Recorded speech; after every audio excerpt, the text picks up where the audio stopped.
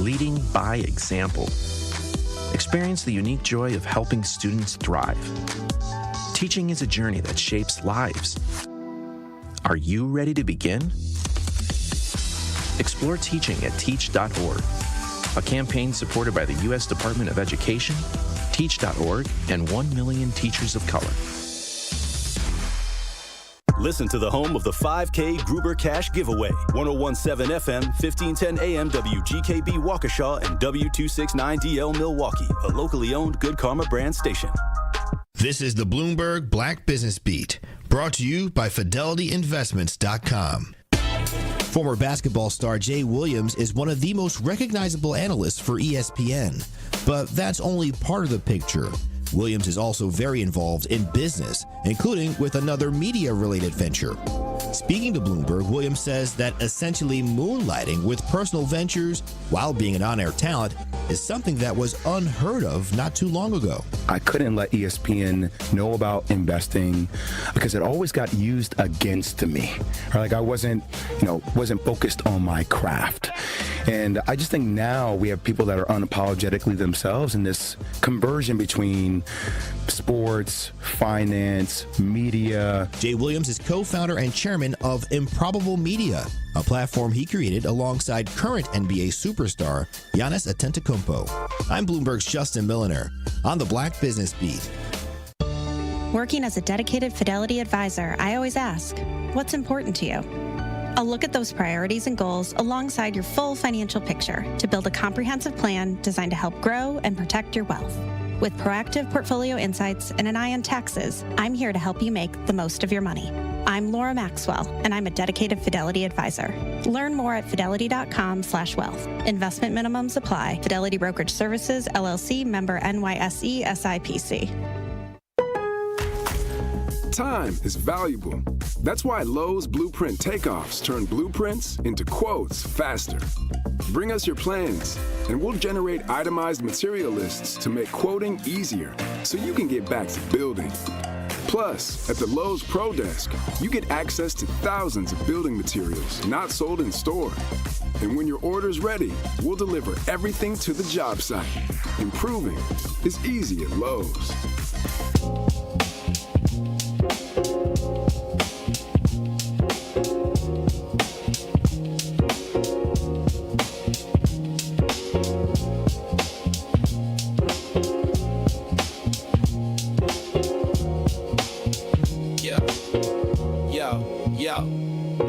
He steps to the mic with a boom, ping, ping. Wisdom sharper than a beast's fierce sting. Words like fireflies that light the night. He turns the dark into blazing bright. Boom, ping, ping, the truth takes wing. Milwaukee's voice, let the city sing. Boom, ping, ping, hear the freedom ring. Sherwin's the king, all the airwaves king.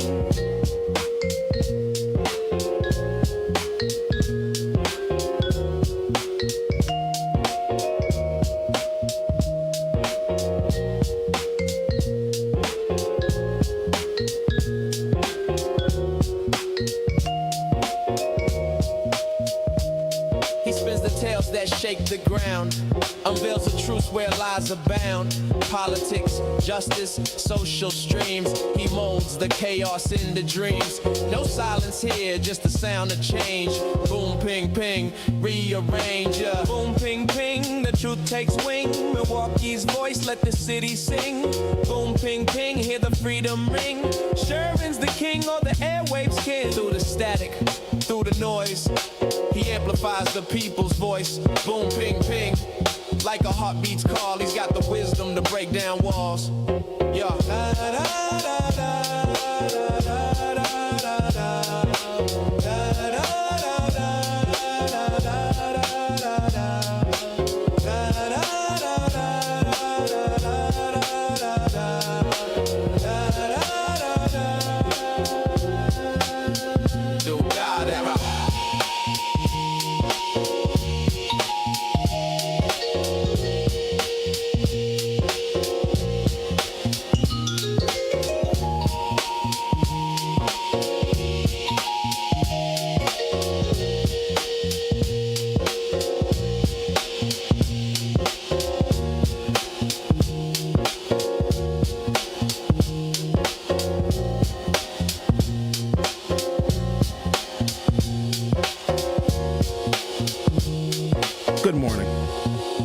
welcome to the program. We got a doozy for you today, Thursday, February 5th, 2026. We're going to be joined by several esteemed individuals in the 10 o'clock hour. We're going to have a fantastic conversation about education. We'll be joined by Anthony McHenry, who is the CEO of Milwaukee Academy of Sciences. We're going to talk to Celestin Morgan, who was with City Forward Collective. And, of course, our old friend, Al Keith, who is the CEO of Milwaukee College Prep. And we're going to have a conversation about education in Milwaukee, but from the perspective of black men, black male educators, and just kind of a global view of how they approach education, which I think in some respects is the same as any other educator's perception of how we impart information to the youngest generation. But there's also some very notable differences, and we will iron those out for you as well. So I'm looking forward to that conversation. Went to the Bucks game last night. Wow, what a win against a horrible team. It was an overtime win, very exciting.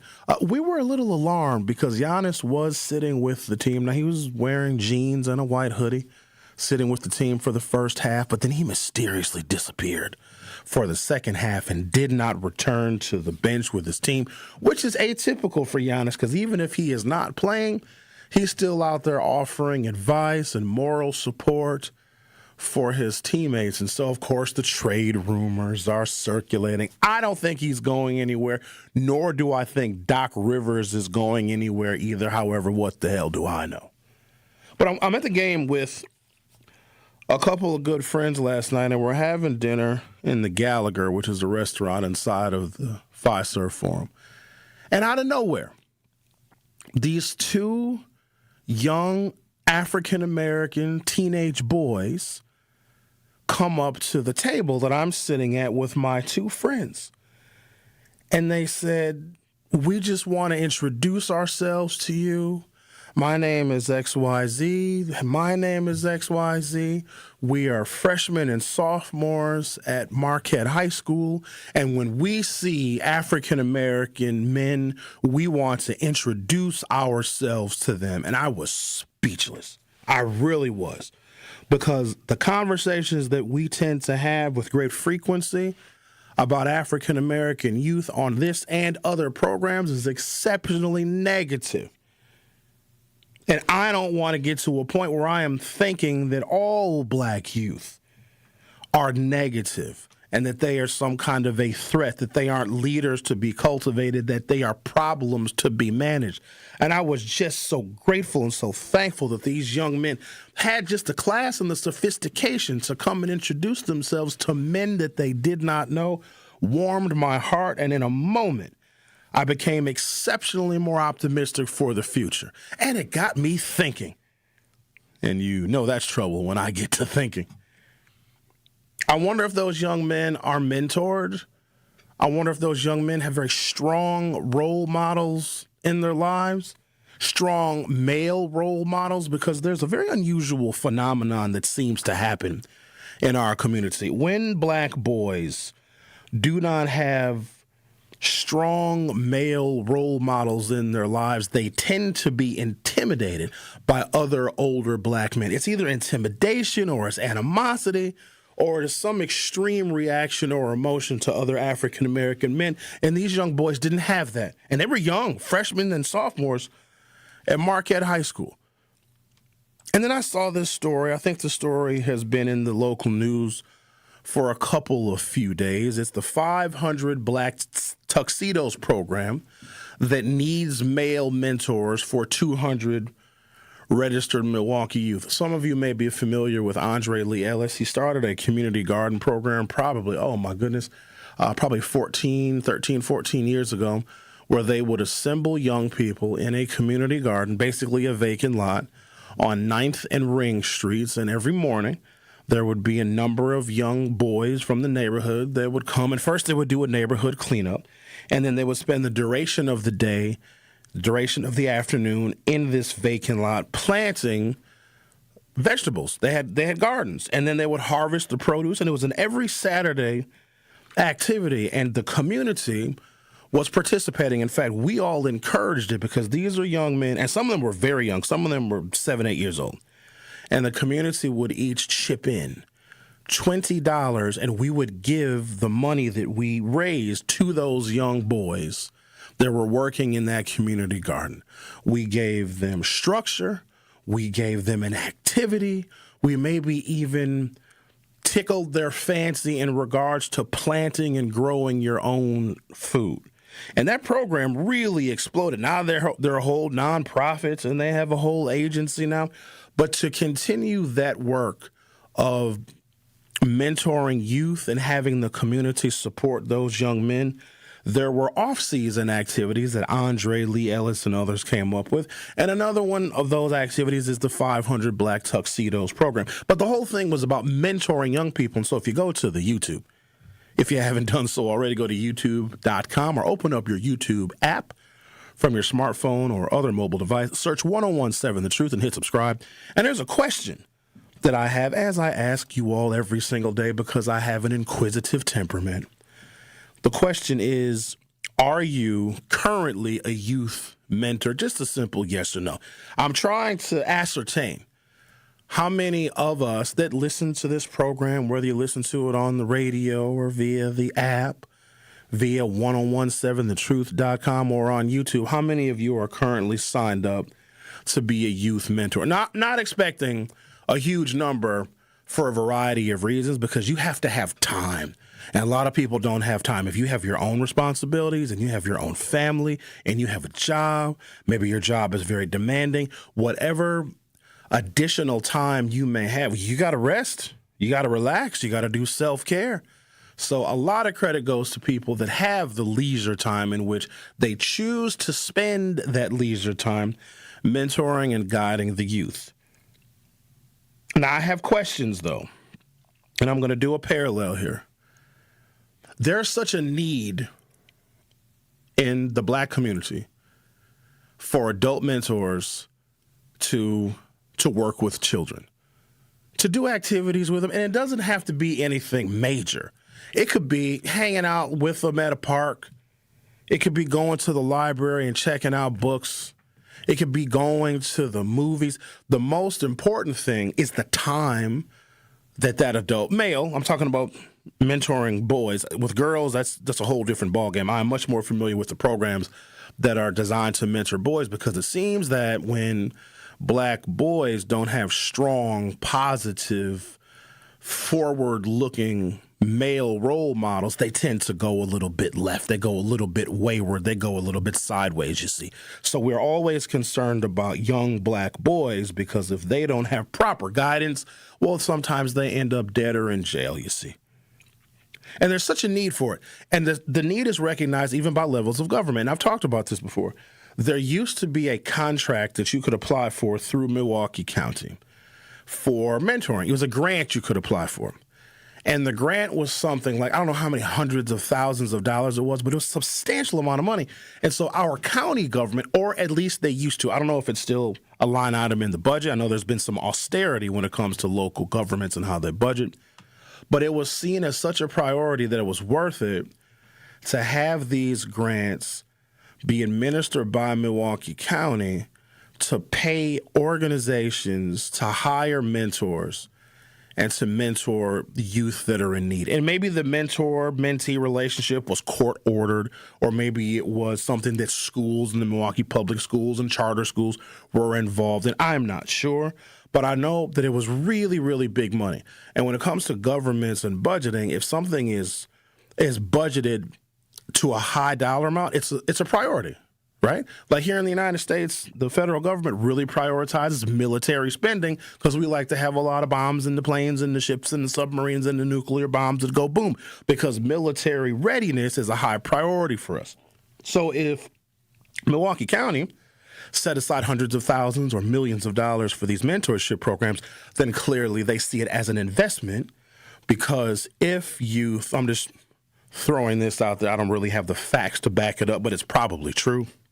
If youth, Black youth, boys, have a strong male role model, they may be less likely to run afoul of the law, get in trouble with the police, and spend time in a county correctional facility. And that's expensive. So if we invest on the front end, on pairing these young men up with male mentors, we save money, probably a lot of money, on the back end because we are stifling the likelihood that they will be incarcerated. Now, that makes sense to me, you see. But here's something that I didn't like, because whenever you have budget items that have high dollar values, there's going to be some corruption. Always. Always. Just like if you have a retail outlet, you have a shop, you have a store, and you have the best employees ever, somebody's going to steal from you. They just are. It's not going to be everybody, but you're going to have what we call some shrinkage. And whenever you have government budgets and grants, there's always going to be just a little bit of malfeasance. Maybe not a lot, but there's going to be some. Some people found the demand for the mentoring of black youth, they found it to be a hustle. Let me give you an example. I am familiar with at least one organization that pays male mentors, and they only do male mentors and boys. I don't know if they do girls, because really that's where the money is, because that's where the need is, because we're much more afraid of black boys if they don't have a mentor, what they can turn into if they don't have guidance, you see. So I'm familiar with one organization where they pay their male mentors $30 an hour. Now, hold on. Now, here's the thing. You can mentor 10 kids, 7 kids, 3, 4, 5, 6, 7, 8, 9 hours a week. Do the math. That's a decent amount of money. And a lot of retired African-American men said, oh, wow, this is fantastic. I can impart my wisdom and my knowledge to these young boys and get hella paid. I was like, wow, that's a lot of money. That's $30 an hour, you see, to do something that we know, well, potentially, can have a positive benefit on young black men. But then here's what I found out when I dug a little deeper, because remember, I am familiar with this organization, you see, and they are still around, and they have been able to expand in ways that are damn near untold.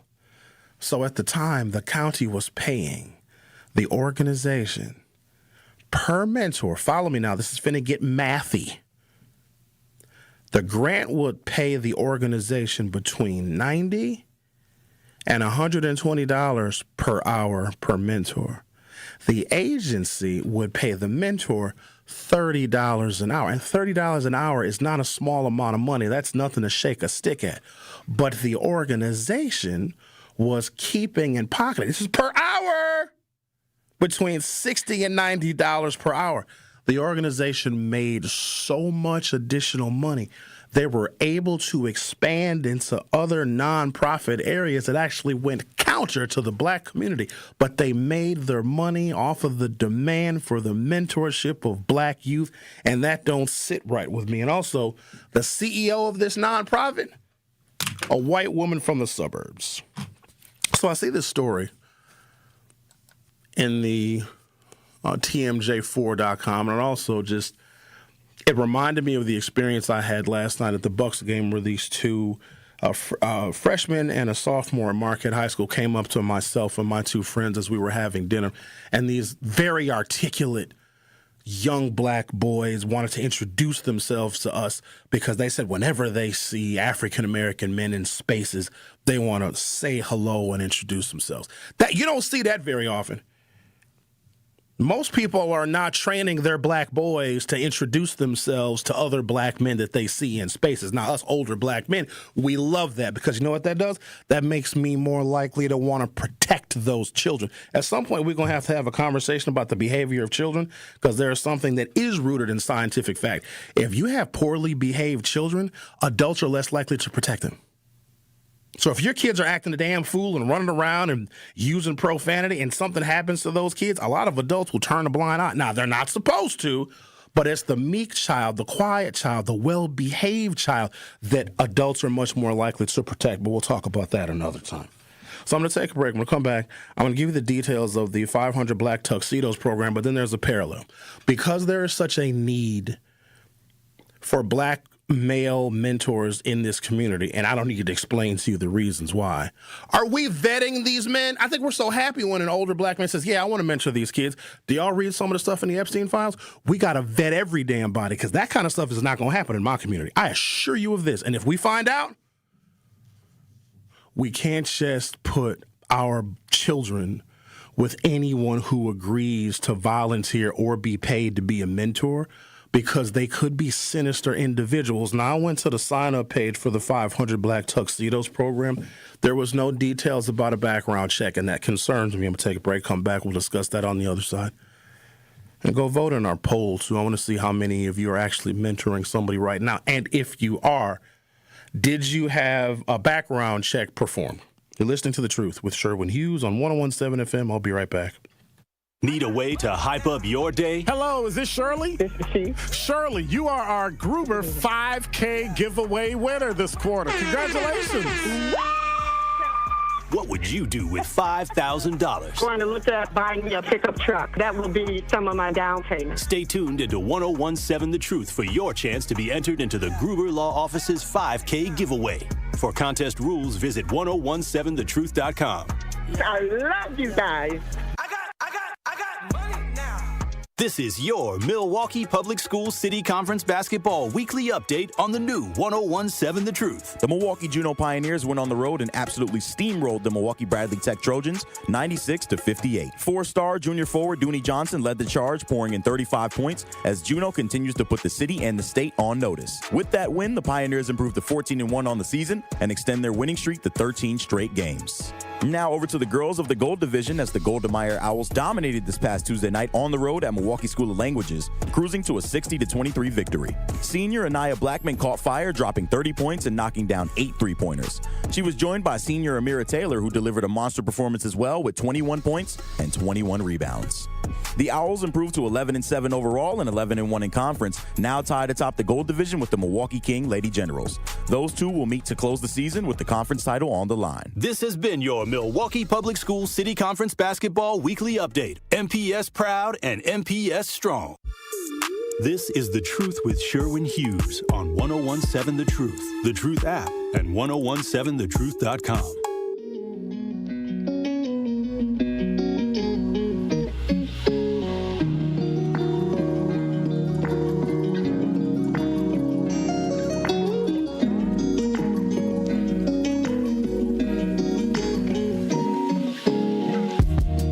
A Milwaukee mentoring program founded by Cage Community Agriculture Growing Experience is urgently seeking more male volunteers to help guide young black boys through a transformative day of workshops and life skills training.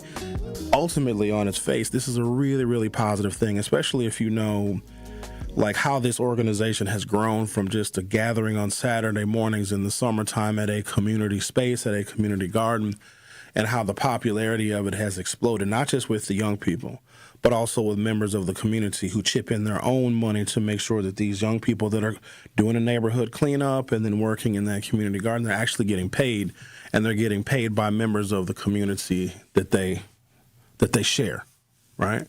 It's great. But isn't this also an invitation for people to prey on our children? Black boys are real vulnerable. Black girls are too. But for the moment, we're focused on black boys because when they go wayward, they can do, both can do damage, but I think that we're more focused on the violent damage that unsupervised, unmentored, unguided black boys can do. And these boys are vulnerable. And I think that we are exposing that vulnerability, and there's something that predators do is they look for vulnerability. And so we have a poll up via our YouTube broadcast. So if you go to youtube.com or open up your YouTube app from your smartphone or other mobile device, search 1017 The Truth and hit subscribe. It's a low number of people that are actually involved in mentoring, as I would expect it to be, because it's an endeavor of time and commitment. And if you agree to mentor a child, you got to be pretty consistent. Otherwise, it is not worth it.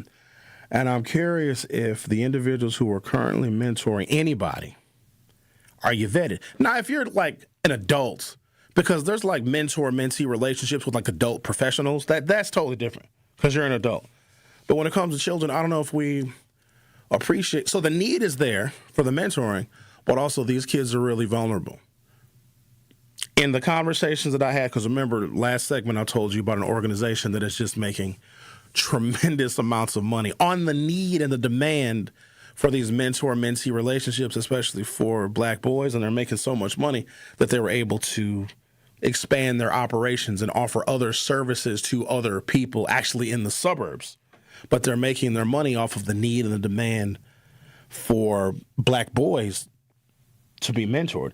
They actually vet and do pretty significant background checks because the liability is huge. But one of the pitfalls of it is if, let's say, a 57-year-old retired African-American man has got an 11-year-old mentee.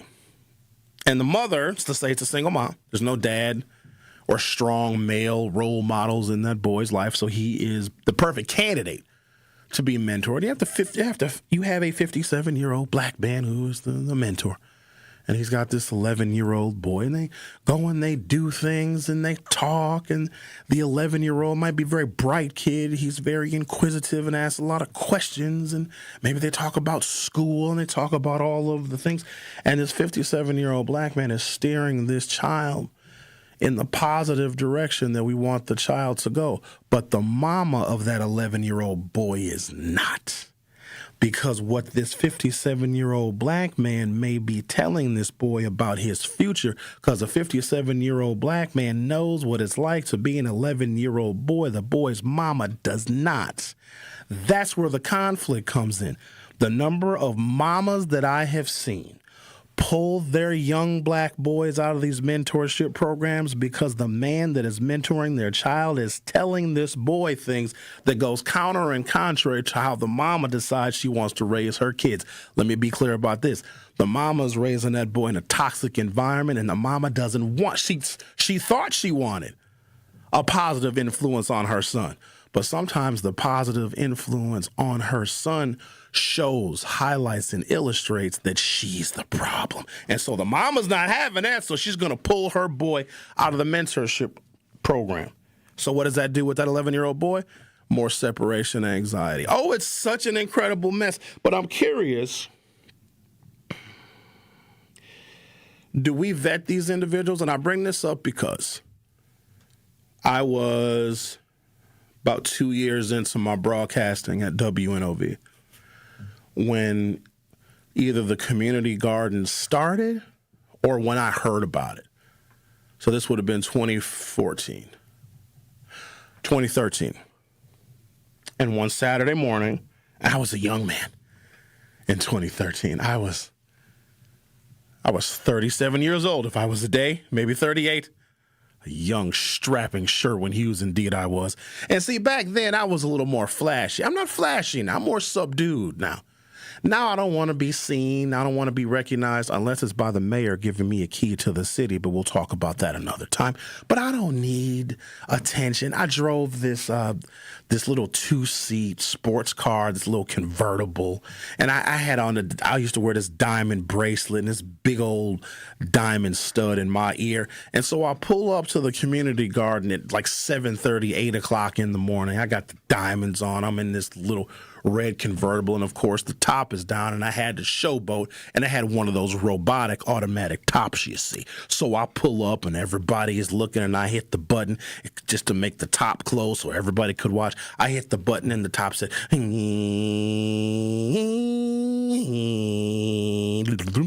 the top closed, and I got out the vehicle. I thought I was somebody. Andre Lee Ellis, who was the proprietor of this community garden, saw me and saw all this. He said, Sherwin, I immediately went to my house, which was right down the block. I got on the computer and I C-capped the hell out of you because I don't know who you are. And you came up all flashy, you see. And I didn't know if you were somebody that could be around these boys. And I appreciated him for doing. I was offended.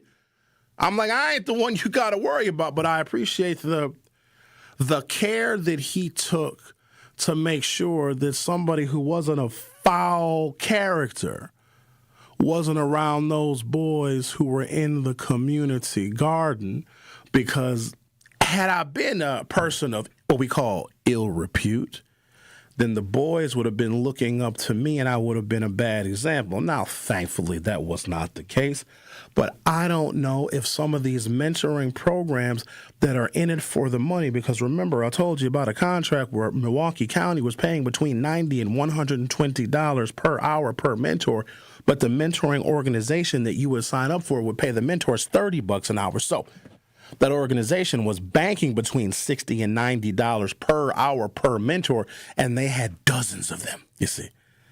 Big money they were making. They were making into the six figures, deep into the six figures every single year based on this mentorship program. Now, they did vet the individuals. They checked their backgrounds, but sometimes even checking a background does not always reveal somebody's sinister intentions. But I just want us to be much more aware that there is a need and a demand for black boys to be mentored, and the need and the demand is so great that we may not take the care and the time to assure that these are safe individuals.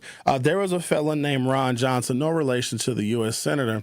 He was the head of a school called the Young Leaders Academy. And for all intents and purposes, this is 20-something years ago, Ron Johnson was a great savior because he had this school. It was a charter school where they focused on black youth specifically. And first it started as an all-boys school, and then the school got so popular they expanded and they added girls.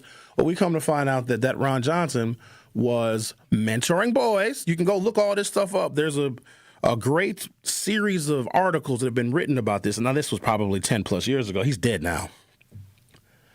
But he was seen as a great savior of the youth because he had this school and he was involved in all these youth activities. And he would actually mentor boys. He'd take boys camping. He'd have boys over at his house. He'd buy them clothes. He'd buy them shoes. And it was great because these boys he was mentoring. And he was a trusted individual because he ran a school.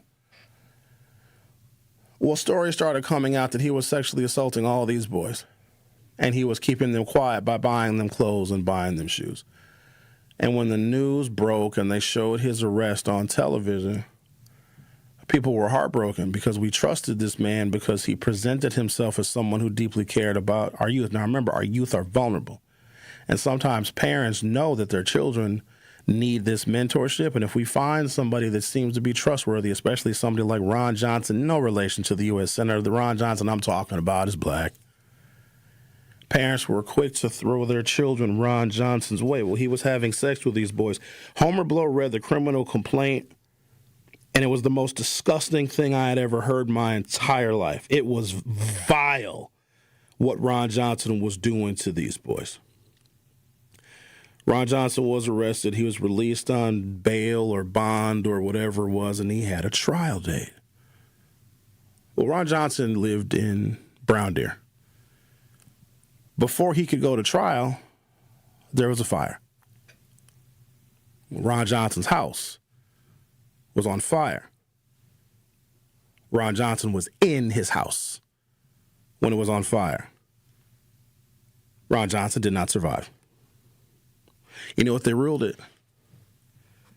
A suicide. Nobody commits suicide by burning down their entire house while they're in it. Now, I have my theories of what happened to Ron Johnson. I will keep my theories to myself. But I also think my theory of what I think happened to Ron Johnson is a warning that if you do Epsteinish things to our children, you won't make it to trial. Now, I want us to keep that same vigilance. I'm not saying start a fire. Because fire is dangerous and it can spread. I'm not saying that. But are we mindful of who we are putting around our very vulnerable children? Take a break, come back, continue our chit-chat. We're listening to The Truth with Sherwin Hughes. Title of today's show is Class is in Session, because during our 10 o'clock hour, we are going to have an in-depth conversation about education, but not just with me, with actual African-American men who are educators at different schools in our community. The Truth with Sherwin Hughes will be right back. More of The Truth with Sherwin Hughes is next on 1017 The Truth, The Truth app, and 1017thetruth.com. Injured at work, unable to work due to health problems, or denied veteran benefits you're entitled to? Last year, Tayback Law returned over $73 million in wrongfully denied VA and Social Security benefits to people in our communities. Tayback Law celebrates Black History Month by bringing its message to 101.7 The Truth. The team is thrilled to see Milwaukee achieve this exciting new outlet for speaking truth to power. And Tayback Law is always ready to fight for you. Call Tayback for the payback. TaybackAttorneys.com. We need to optimize the PID controller for smoother robotic movements. Our data analysis shows a significant correlation between the variables in both control groups. The test shows you experience an acute myocardial infarction. As you'll see on the syllabus, this course will largely focus on the Mesozoic era. Get your child the access every child deserves. Enroll your K through 8th grade child by February 28 at Milwaukee College Prep, mkeprep.com/enroll. You served behind the desk. You served in combat. You did 4 years and got out. You were drafted. You gave 20 years. You gave exactly what your country needed. And so did you. When you raised your hand and swore an oath to your country, when you put your name on a dotted line, you became part of only 1% of Americans who did the same. You are a veteran. You are a veteran. You are a veteran. Because no matter when, where, or how you served, you made a sacrifice for your country, and you deserve support. If you're struggling with life after service, don't wait. Reach out. Reach out to a loved one, to a fellow veteran, to VA. Find resources at va.gov/reach. Brought to you by the United States Department of Veterans Affairs and the Ad Council. Truth Nation, it's time once again to celebrate excellence, passion, and the power of community at the second annual Truth Community Awards, happening Friday, February 20th at Venue 3 inside the 3rd Street Market Hall in downtown Milwaukee. This award show will honor the unsung heroes who show up, give back, and make a positive impact in our community every single day. We are rolling out the red carpet and showing love to those who truly deserve it. Buy your tickets now by visiting 1017thetruthAwards.com. Tickets are just $20, which includes free food and exclusive Truth giveaways. Join the 1017 The Truth team for an unforgettable night of entertainment, inspiration, and community pride at the second annual Truth Community Awards on Friday, February 20th at Venue 3 in Milwaukee. The Truth Community Awards are presented by Potawatomi Casino Hotel, Gruber Law Offices, Steinhoffels, Milwaukee College Prep, Cousin Subs, Venue 3 at the 3rd Street Market Hall, and the Milwaukee Bucks Foundation. This is The Truth with Sherwin Hughes on 1017 The Truth, The Truth app, and 1017thetruth.com.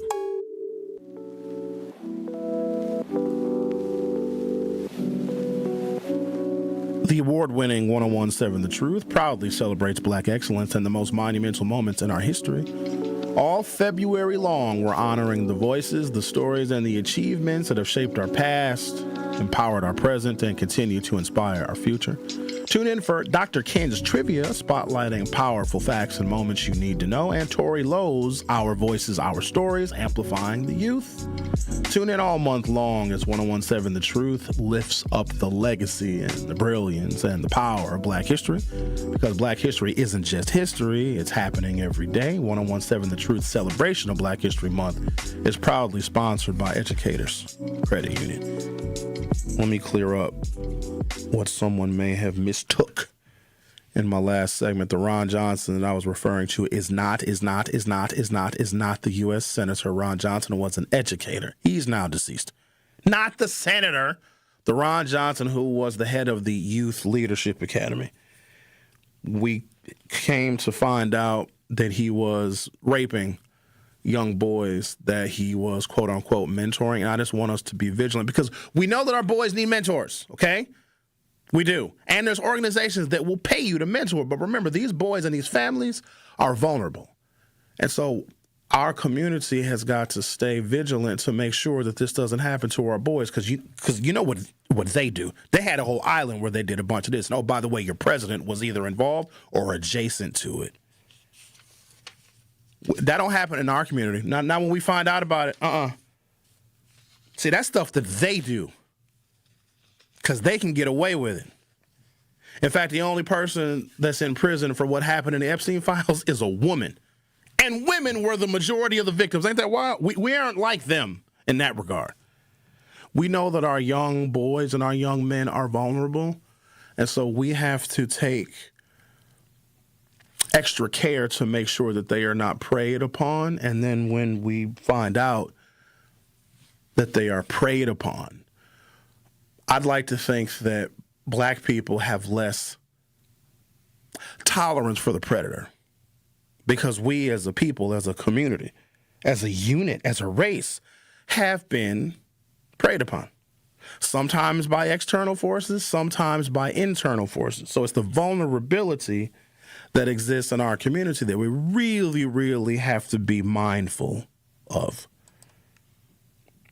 Dames, the name said, some of those were my classmates and basketball and football teammates. Dames, the name also says, I can tell you about him.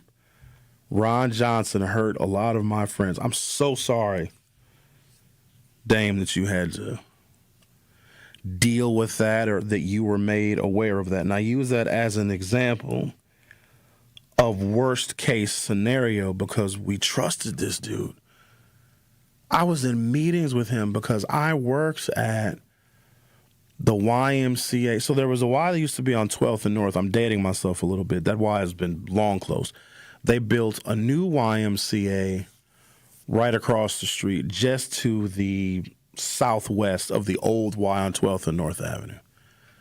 And as they were preparing to build that new YMCA, they were bringing in that school, the Youth Leadership Academy. So there was, and I was a community organizer, so it made a lot of sense. And there was a bunch of meetings that I would go to, and they laid out the schematic of what the school was going to be, and it was going to focus on young boys. I was at galas and dinners and fundraisers with Ron Johnson. There was something about him that was a little off, but I couldn't pinpoint it. You know how you meet somebody and it seemed just like a little off, but you don't want to be rude. You don't want to be judgmental because that's not fair. But something about that fella never sat right with me. You know what I think it might have been? I don't like when a man can't look another man in the eye. What you looking down for? Bashful? When you shake a man's hand, you do so firmly and you look him in his face. Now, you're not required to stare in his face the whole time you're interacting with him, but there's something to be said about body language when it comes to men that shows confidence. Now, it's also creepy if you're interacting with a man. I'm talking, this is a man thing. Now, I don't know how women do it. Women, how do y'all greet each other? If it's a woman that you've never, ladies, if it's a woman you've never met before, what do y'all do? Smack each other on the butt? Like, how do you hug? I don't know how you guys do it, but men, it's, hey, how you doing? And that firm handshake, and you look him in his eye while you're shaking his hand because you're attempting to be sincere. Now, if the fella keeps staring at you, then that gets a little weird, especially if you're meeting a man for the first time. Maybe it's at a professional event. I don't know. Maybe it's a new coworker. I don't know what it is. You're the one meeting him, not me. You ever have this happen, fellas, where you introducing yourself to a guy, like, hey, how you doing? Shaking his hand, and then you're staring at him, and he's holding the gaze and also still holding your hand, and then you're like, okay, this is going to stop at some point. And you don't want to be rude because you're just meeting this person, and the handshake continues.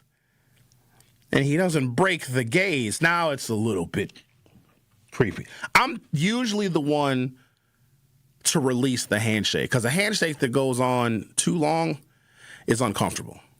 You guys know what I'm talking about? When somebody just doesn't let go of your hand, or I don't know why this is so damn complicated. So you meet somebody for the first time, you do the handshake, and they begin the small talk conversation with you, but they're still holding your hand and shaking it, and now they're into like who they are and their bio. I'm like, hey, can I have my hand back? Because we can have this conversation without us in a hand embrace. It's just kind of weird to me. That's all. But I just wonder how women shake hands, right? Hello. What do they hug, Andrew says. No, they don't. Women usually hate each other. They do. They hate each other. You can hate somebody and still hug them. Yeah, no, women can't. Yeah, that's true. And this is only, maybe it's just the women that I know. I know women that have best friends that they hate. They go on vacation with them. They go out to lunch with them. They hang out with them. They text them, but they actually don't like them for some reason. Because they're younger, they're prettier, they're skinnier, they got a better life, they make more money, they got a better husband.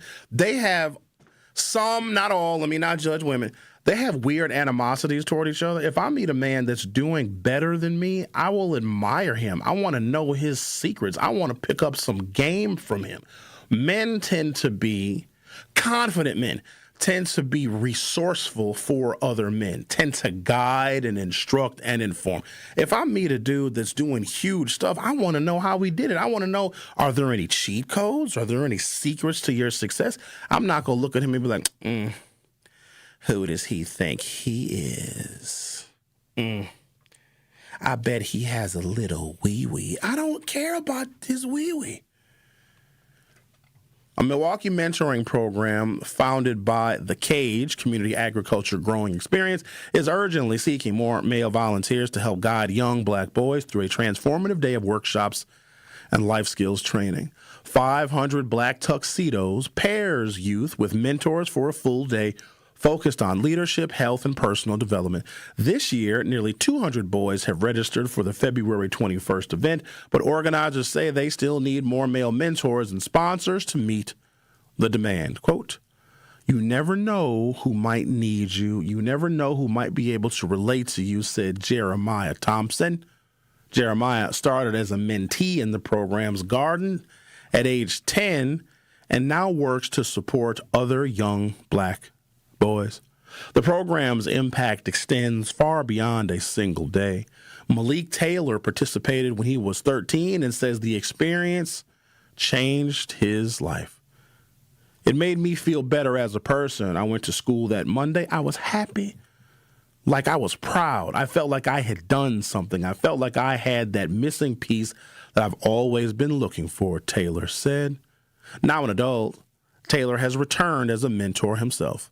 8 years ago, I was just in that same exact boat as these young men are going to be in a couple of weeks. So it's given me the chance to pass down the knowledge that I know and the experience that I know to help them out as well, he said.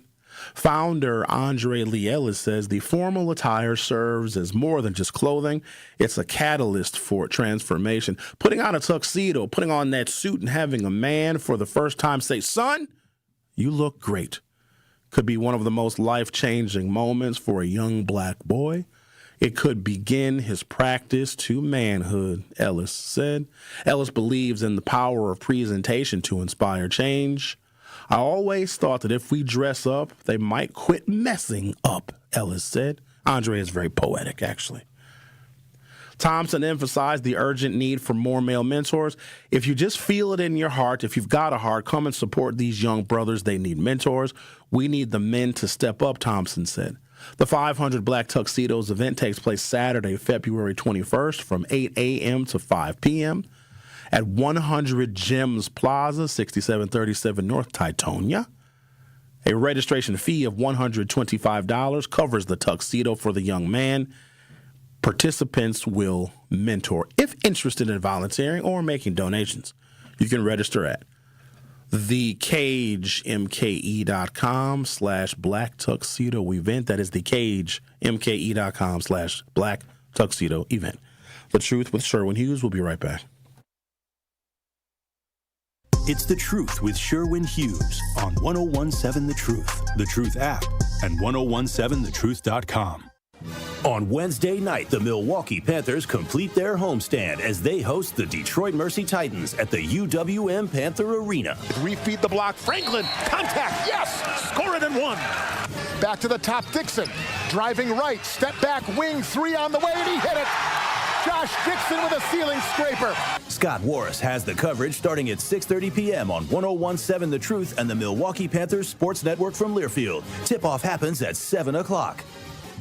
Natural gas is a clean, reliable, and convenient source of energy delivered directly to you through underground pipelines. The pipeline system has an excellent safety record, but there are clues that can help you identify a potential hazard. If you smell the strong odor of rotten eggs, hear an unusual hissing sound, or see blowing dirt or debris, it could be a natural gas leak. Leave the area immediately and call We Energies at 800-261-5325. We Energies. People you can trust. Energy you can depend on. Many of our most important memories are made at school. But for children like Victoria, the classroom can be a place of fear and isolation.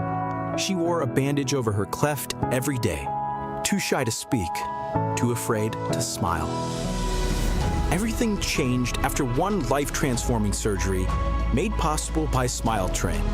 Today, Victoria's smile lights up her classroom, a symbol of confidence, connection, and new beginnings. Due to stigma, children with untreated clefts often miss out on school entirely. But thanks to Smile Train, students like Victoria are stepping into the classroom, raising their hands, and finding their voice.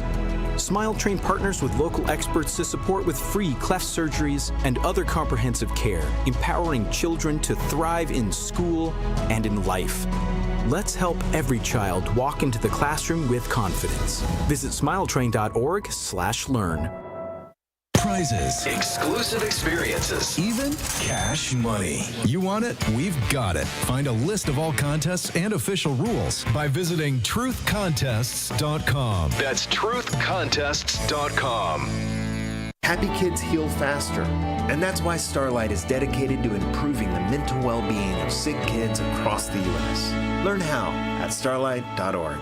Call Gruber Law Offices. One call, that's all. This is The Truth with Sherwin Hughes on 1017 The Truth, The Truth app, and 1017thetruth.com.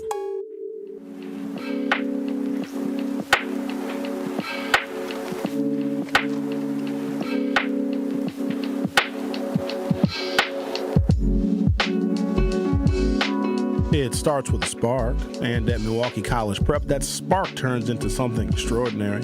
From age 3 through 8th grade, Milwaukee College Prep nurtures brilliance, builds scholars with knowledge, character, and confidence. 88% of the students face economic hardship, but that does not define them, because at Milwaukee College Prep, every child's potential shines. With 4 campuses and one powerful mission, college and beyond. Milwaukee College Prep is free, high-performing, and open to all Milwaukee families. For more information, visit MilwaukeeCollegePrep.com to enroll or get involved. That is MilwaukeeCollegePrep.com, where Milwaukee's future begins to shine. And we're going to be talking to the CEO of Milwaukee College Prep in just a couple few. That's Al Keith. Celestin Morgan is going to be here from City Forward Collective. They are an organization dedicated to improving educational outcomes for our children.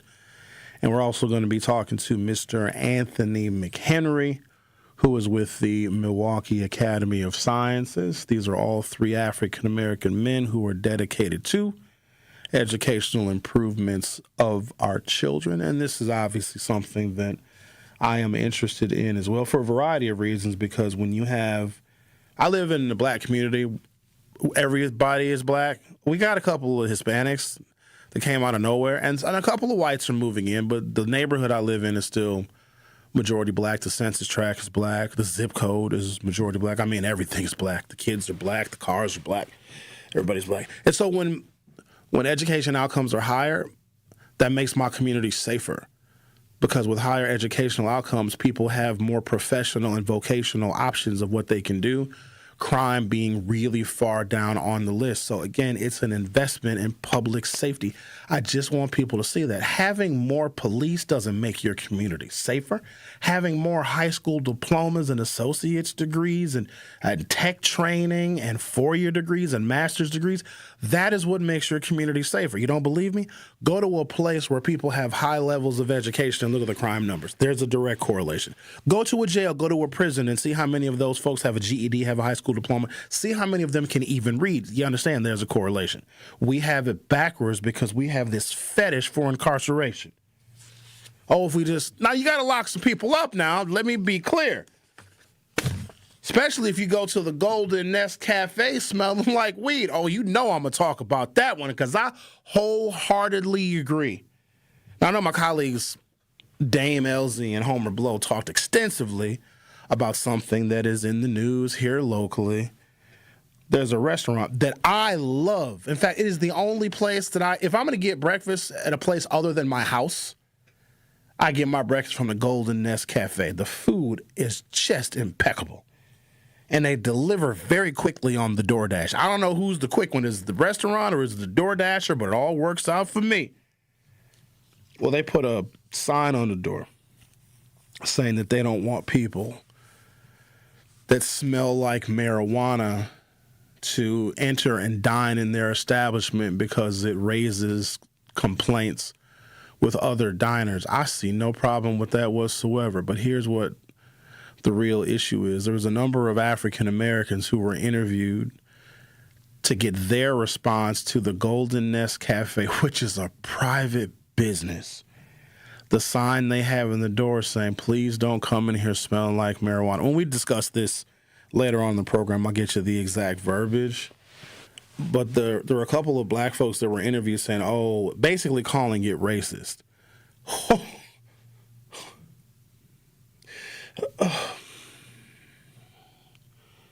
We're going to talk about it. That's going to be like my 10:30, 11 o'clock hour story because I want to dig into that. I got so much information just about cannabis usage.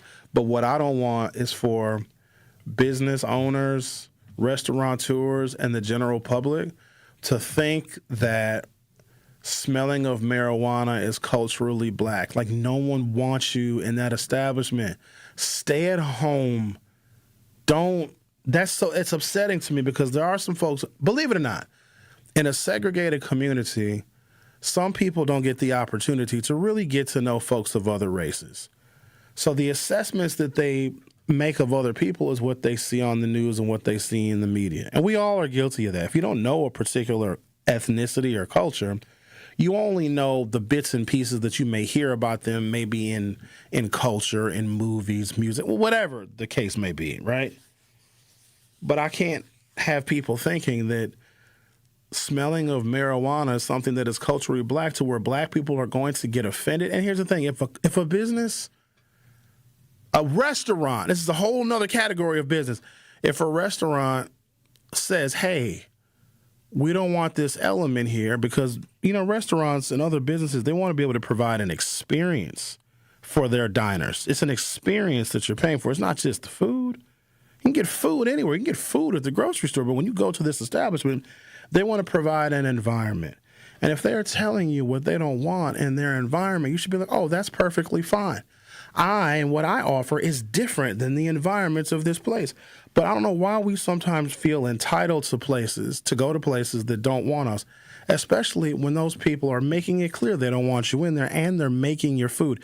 Do you realize how vulnerable you are as a diner if someone doesn't want you in their establishment and they made it clear with a sign on the door, and then that same establishment is making your food?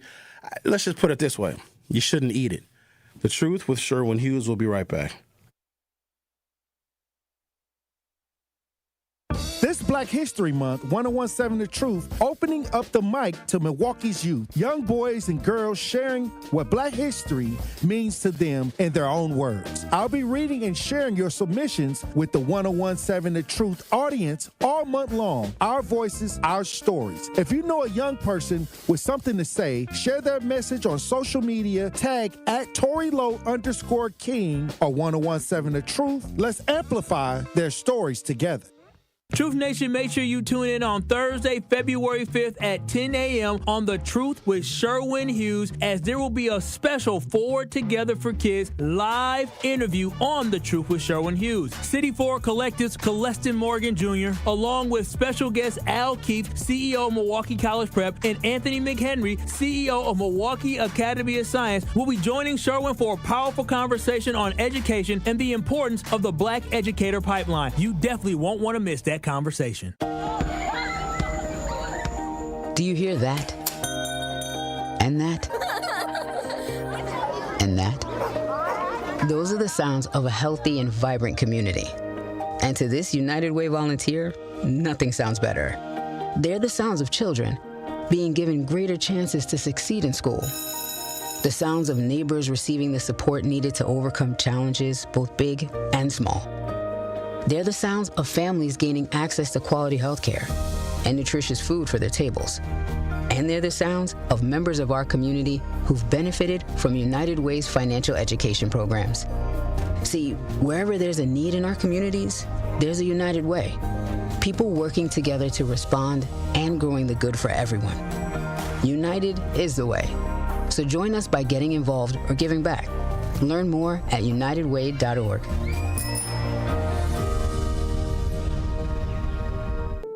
Hi, I'm Vanessa Williams, and I want to share with you the role that diabetes has had in my family. I lost my grandmother at the early age of 64 due to complications with diabetes. She was warm, generous, and a constant encouragement for me to follow my heart. Did you know that African Americans experience chronic kidney disease at a rate that's 25% higher than white Americans? And we're almost 4 times more likely to develop kidney failure. Diabetes and high blood pressure are leading causes of kidney disease, which can result in kidney failure, needing dialysis, or a kidney transplant. The good news is that you have the power to check out how well your kidneys are doing and learn ways to prevent them from failing. So go to your doctor and get yourself checked out. Visit linkbylovetv.org to learn more. Get the facts, get checked, and get healthy. Get the truth and nothing but the truth with Sherwin Hughes every weekday from 9 a.m. to 12 p.m. on 101.7 FM, 1510 a.m. WGKB Waukesha, and W269DL Milwaukee, a locally owned Good Karma brand station. This is The Truth with Sherwin Hughes on 101.7 The Truth, The Truth app, and 1017thetruth.com.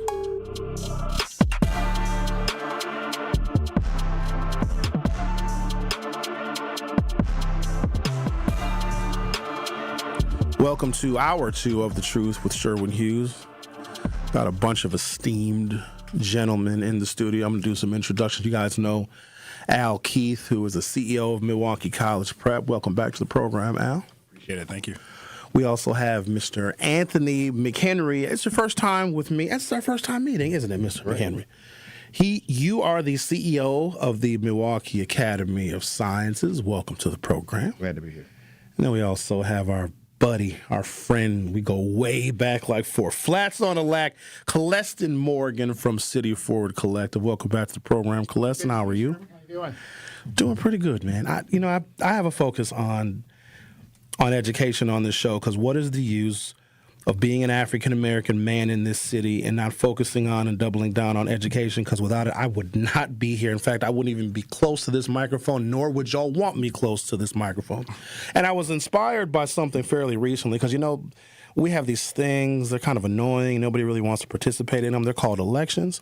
And there's a lot of Democrats that are running. And this is not going to be a partisan conversation, but I do want to introduce this topic as something that can have an impact on our community. And a lot of the people that are running for the highest office in the state do not like a program that has borne fruit for our community.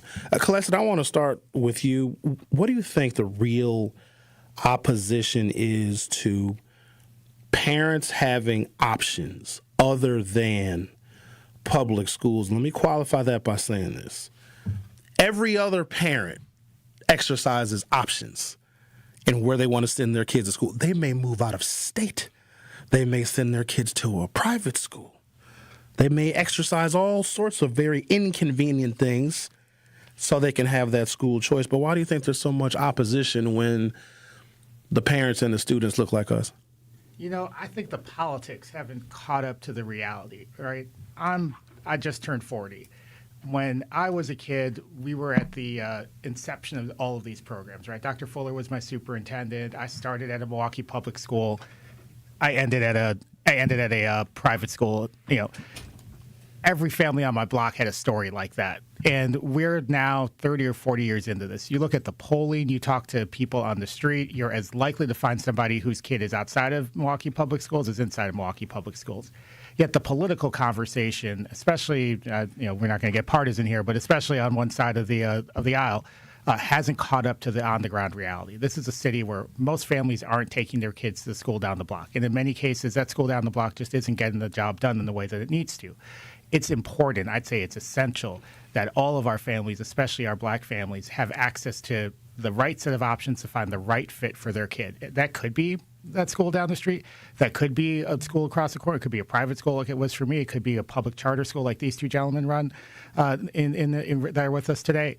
The point is we all need to find that right best fit, and that requires giving us the power to make that choice. Anthony, if people are unfamiliar with the Milwaukee Academy of Sciences, what is your focus, and do you think that there is anything unique about your curriculum that hits marks that maybe other public schools do not? Sure. Milwaukee Academy of Science is in its 26th year of existence. We were founded by a gentleman by the name of T. Michael Bolger, who was the president of the Medical College of Wisconsin. And he started the school essentially because of the thousands of matriculates coming into the medical college each year. Less than 1% were individuals who looked like you and I from the city of Milwaukee. And so he wanted to do something about it, and so he started a public, independent charter school with a STEM focus in hopes that he can develop a school where kids have a love of the sciences. And that's what we've created. We're a kindergarten through 12th grade school, serving a population that is 99% African American, 97% of those young people are economically disadvantaged. Again, STEM focused. And one of the unique things about our school is that we are K through 12, but we're actually serving kids from across the city. Last year we had individuals from 31 different zip codes. We provided school bus transportation to 27 different zip codes. And that's really an effort to make sure that our young people can stay with us over the continuum of the time that they're in their K through 12 educational experience, and really creates a unique opportunity for us to have a long-lasting impact on those young people, even beyond high school. Al, they tell us that children who live below the poverty line, they can't learn because they're poor, and poverty and of course being black makes it impossible. That's why the test scores are so low, and there's nothing that we can do. We need more money, of course, and we get more money because the kids are poor, and poor kids can't learn, and of course they're black, and they get together in the school, and then they can't read and they can't do math. Do you find that to be true at Milwaukee College Prep? Because that's what they're telling us, you see. That's absolutely false. I mean, Milwaukee College Prep was built on the belief that we are not awed by the challenges of reality, right? So whatever that hurdle is, whatever's happening outside of our school doors, we stop at nothing to provide intentional supports, intentional programming to make sure our kids are successful. I mean, it's very clear in all of our metrics and all of our achievements. I mean, you look at the 4- and 5-star results on the DPI report cards, you look at our forward numbers, you look at our amazing map growth that we just saw come out of our winter map. It's very clear all kids can and want to learn, and at MCP we make sure that we stop at nothing to make sure that's possible and that happens. Colestin, how does City Forward Collective work to support these institutions and institutions like these? I know that you guys provide a lot of details, a lot of statistics, and a lot of data, and that's the root of how we want to, maybe reshape and reform education. But let's give some information about what City Forward Collective does and how you guys help support education in the city. Yeah, so I think it starts by exactly what we're out here doing, talking about the truth, right? The reality, the good, and the challenges, right? The fact that we got, families in our community that are trying to do right by their kids. We've got educators, both of these schools I could name, we could have brought a half dozen other school leaders into the city that are trying to do right by the students that they're serving every day.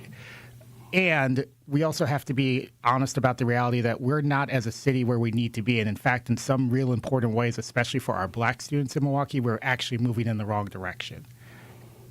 And then after we confront that truth, we can't sort of sit and admire it. We can't just wallow in it. We got to take action. And so the things that we try to do, we try to bring that information forward, right? Having conversations like this. We're in constant dialogue with our school leaders. What do you need? How can we support you? What are the ways that we can put wind under your sails to make sure that the good work that you're doing is reaching more students and families? We work directly with parents and families, too. I've been on this program and other places talking about the work we do to give families information. You're going into beginning of year or parent-teacher conference season. Here's some questions you can ask your child's teacher. Here's some ways to make sure that you know where your student's at and where they should be against performance.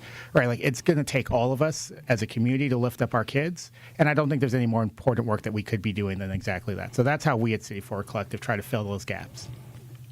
Education shouldn't be political, because the way I look at it, we are training the future workforce of Milwaukee, Wisconsin, of the world, and that shouldn't be political. But policy is very important. Do you, Celeste, and the City Forward Collective get involved in the policy making? Because we know that good policy can, have tremendous benefits. Bad policy is like worst case scenario. So to what, I guess, extent do you guys involve yourself? I'm going to ask you each of this the same question. How do you involve yourselves in positive policy that can impact students' lives? Well, one of the things that we can do at City Forward Collective, because we're not running schools, we can speak in those spaces, right? We can call out when we see good things happening, but we can also call out when we see challenges happening. Last year or 2 years ago now, when the Department of Public Instruction lowered expectations for students, we had something to say about it, a lot to say about it, very loudly. And we're unapologetic about that. As Al was laying out earlier, we think all of our kids can learn. They're going to learn to the level of the expectation that we hold for them. And when we have a challenge, the answer isn't drop the bar. The answer is let's get them the support that they need to get to that bar. When we saw our schools that were suffering in some cases from a 50% funding gap, same students, in many cases, same family, same household. One kid was going to an MPS school, another kid was going to a public charter school and seeing a 30, 40, 50% funding gap. We said that's unequal, that's unfair. And then we worked with our school leaders, we worked with our parents, we helped to build a coalition to say, we've got to do something about this. And that's where we saw some of these gaps begin to close. Now, there's still more work to be done there. I don't want to say that the job is done. But part of our work is to be in constant conversation with our community, listening to all of the stakeholders. And when we see issues that require attention or action, to call them out, but not just to call them out to make noise, to call them out to get something done. Al, when the Department of Public Instruction, so this is policy related, when they lower expectations, like, isn't that a good thing? Because now you can show your students are like doing way better, even though technically they may not be doing better. So doesn't that make it a little bit easier for your institution to show improvement in your students? So when the DPI, let's say they lower expectations or they change the terminology, do you follow suit with that? Or at Milwaukee College Prep, do you have your own set of kind of immobile standards for your students? Absolutely. So let me just address the very first question. No, it does not make life easier. It doesn't make what we do easier. It actually makes what we do harder, because now we have a very inconsistent set of data, very inconsistent trend of data that we have to try to follow and use to kind of project where we are headed. MCP, we've stayed very true and tried and true to the metrics that we pay attention to that give us the idea of, are our kids well? Are our kids growing? Are they moving in the right direction towards college and beyond? And so we focus on the hard things, the very hard and objective metrics, attendance, culture metrics, our kids engaged, our families engaged. We look at hardcore achievement numbers. We stay very true to what has been proven to work at MCP, regardless of what's going on outside our four walls and our four campuses. And so, in short, no, it actually makes our lives harder beyond, the being able to follow the data. It just communicates a different set of standards, I think, to the public and to the community, that it's okay to change standards just to make something look, sound, feel good. And that just makes the entire journey of education, the entire mission that we have more difficult. And, I think, leaders like Mac, leaders like Celeste at City Forward Collective that, fight for consistency in metrics, consistency in data, and consistency in the bar. I mean, the bar just has to be the bar. We talked about that before, Sherwin. The big thing that's happening here that I have the hardest and the biggest issue with is that there's not a consistent bar for what is good enough for our kids in the city of Milwaukee. And, the school leaders, at MPS, outside of MPS, that are fighting for that, I think, those are the people that need to be loud and at the forefront of what's happening here. Al Keith is here. Celeste Morgan is here. Anthony McHenry is here. I'm going to take a break. When I come back, I want to start with you, Mac, because that's what they call you. I'm going to call you Mac as well. As a matter of, let's just say, school policy, because I do want to have a focus on policy. These kids that you teach, they're black kids and they don't behave. You got to expel them. You got to suspend them all the time because, that's what the district does.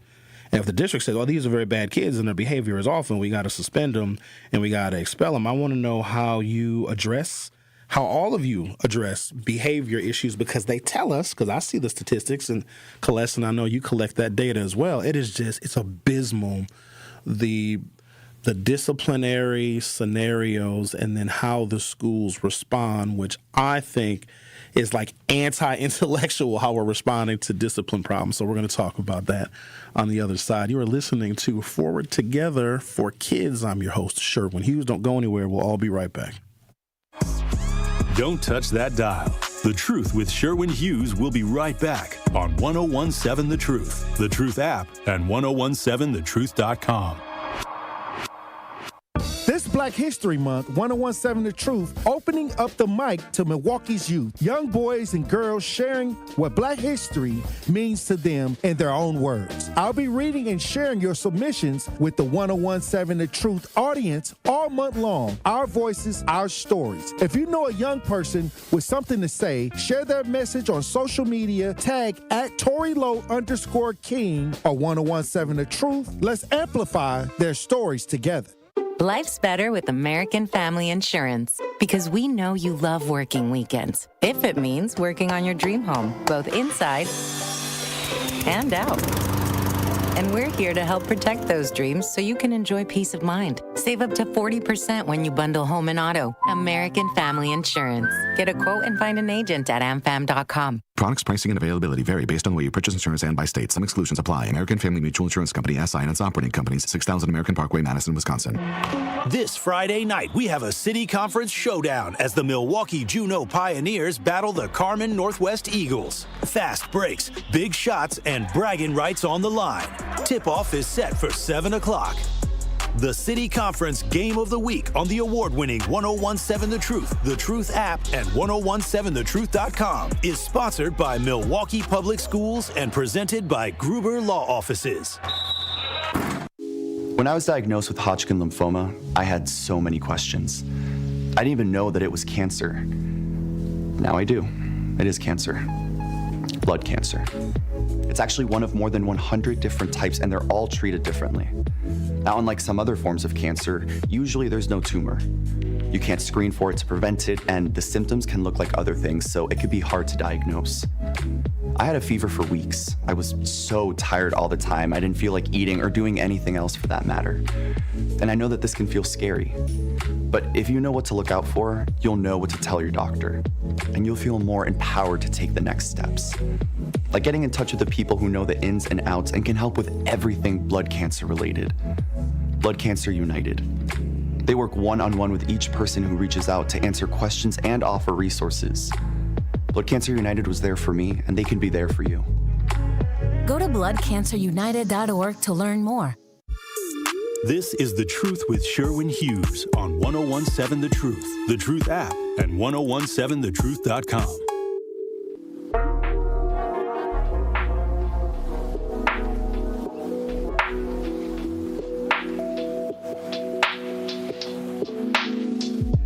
Welcome back to the program. We've got Celestin Morgan in studio, and Anthony McHenry, and of course our good friend Al Keith, and they represent everything from Milwaukee College Prep to the Milwaukee Academy of Sciences, and of course City Forward Collective.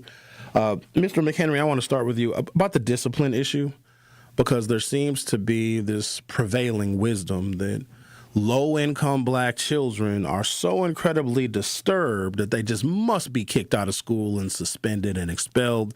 And we look at the numbers, especially coming out of the Milwaukee Public School District. And I use that because that's our benchmark flagship example with a multi-billion-dollar budget. And the suspension and expulsion levels for black students it's abysmal. And your student body is 99+%. Well, that'd be 100%, but majority African American. How do you deal with discipline issues in school? Yeah, sure. And I would first say that schools, in my opinion, don't necessarily have a discipline problem. What they have is a hope problem. What they have is a dream problem. What they have is an engagement problem. And so when you lack those things, you're going to see discipline, negative behaviors increase. And so our approach is to ensure that our kids have really strong relationship with our educators. We believe that it's the responsibility of our staff, our teachers in particular, to build really strong relationships with our kids, not vice versa. We believe that it's their responsibility to ensure that kids are learning, not vice versa. And so what that does, it creates a really different relationship, in fact, a partnership in kids' education. And when kids know that you believe in them, and when you're holding kids to really high expectations, more often than not, they're going to rise to the occasion. And so we spend a lot of time not only monitoring academic data, but also data around joy in our building, data around student engagement. You see in every classroom throughout every day, you see people in and out of the classroom, and what they're looking for is student engagement. Are they on task? When students are on task, behaviors are down. And so we're monitoring and measuring that every single day of the school year to ensure our kids are engaged. And then the joy factor. We're trying to create a school where kids want to come to school, even if circumstances are challenging outside of the school building. And so we do a number of different things to make school exciting for kids, so that kids not only want to come, but that they want to be there each and every day. And because we focused on those things, we see our suspension numbers going down. Our expulsions are close to zero. And so we're just continuing with the work of building really strong kids. And so we have a model where I like to say we're a high-quality school that functions like a social service organization. We're providing wraparound supports in the school to ensure that the kids can be the best version of themselves. In fact, we have individuals hired on our staff that their entire responsibility is to build strong relationship with kids, help them deal with pressures and challenges and trauma that they're faced with outside of our school building, so that they can be the best version of themselves when they're at school. And I think that might get lost in the shuffle a little bit, because a lot of folks just stay focused on testing and test scores and academics and, those kind of measurables. But if there are social issues or familial issues, that could be what is impacting that child's performance, and the fact that you all are intentional in dealing with and addressing and hopefully solving some of those issues so a child can get back to actually learning and performing. I was going over some data yesterday because, that's what I do. And there's a number of different occupations and professions that have labor shortages, and these labor shortages are getting worse as time goes on. There's one in particular where it is considered critical, and it's critical here in Wisconsin, and that is people wanted to be teachers and wanted to be educators. Al, how do we recruit more teachers? So some of your students right now, and I've actually talked to some of your former students that are now educators.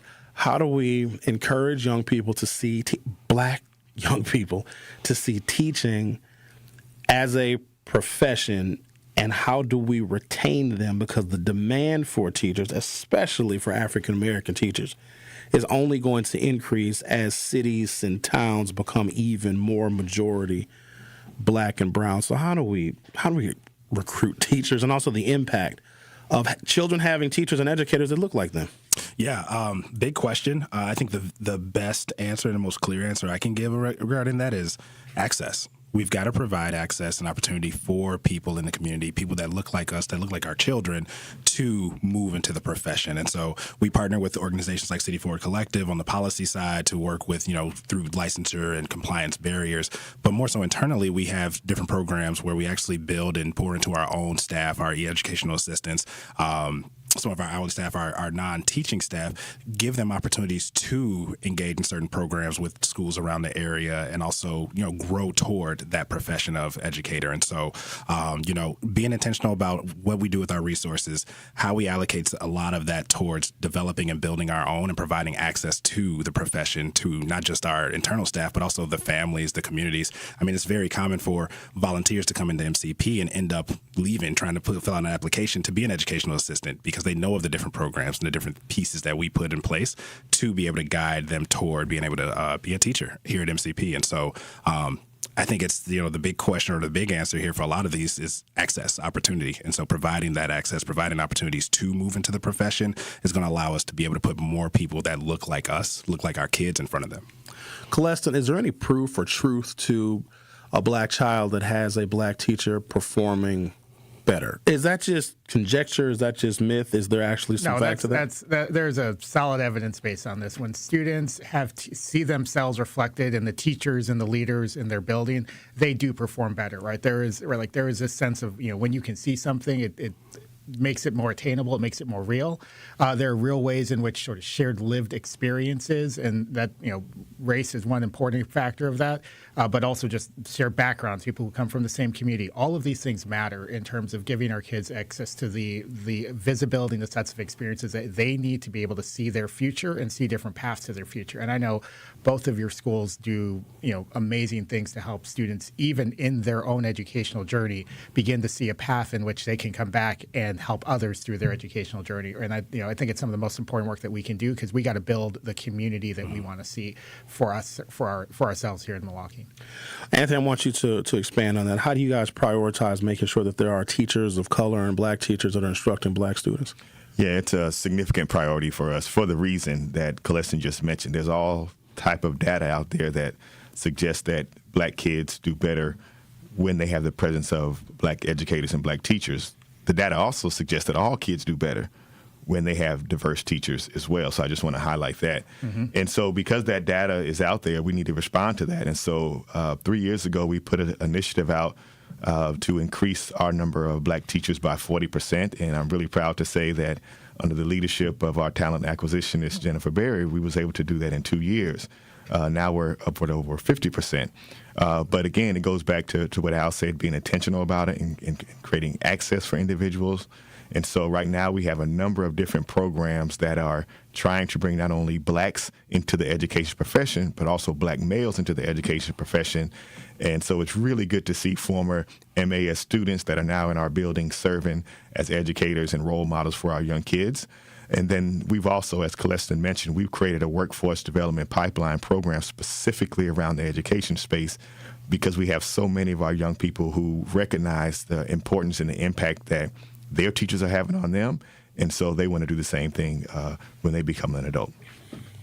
Anthony, do we have to widen our scope when we are looking for teachers? Because I think that traditionally it's been someone who is pursuing a 4-year degree in education, someone who's getting a master's degree in education, like those are going to be our educators. But should we look like in professions, maybe someone who has been an accountant, been a lawyer, maybe they're retired?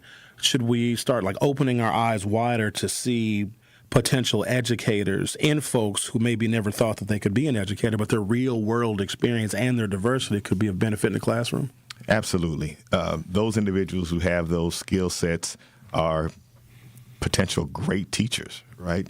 The one thing that they just have to have is a love of children and a belief that all children can learn. And then they take those skills that they learned in the for-profit world and bring those to the education space, because we need those talented individuals in our school buildings, helping our young people be the next generation of accountants and engineers. And so there are some organizations out there like Teach for America that's part of their mission, is to find individuals that are pursuing other careers or in other careers and then bring them into the education space. If people want more information about the Milwaukee Academy of Sciences, where do they go? How do they find out more? Yes, as long as you know our name, you can find out information on us. Go to MilwaukeeAcademyOfScience.org. You'll be able to see our outcomes, what we're doing, where we're going as a school community. You'll be able to see postings about openings for the upcoming school year. So again, MilwaukeeAcademyOfScience.org.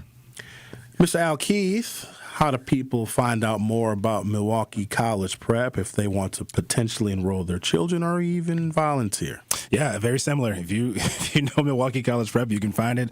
Obviously, very visible on all of our social medias, Instagram, Facebook, Google. But if you want to go directly to the webpage, it's milwcollegeprep.com.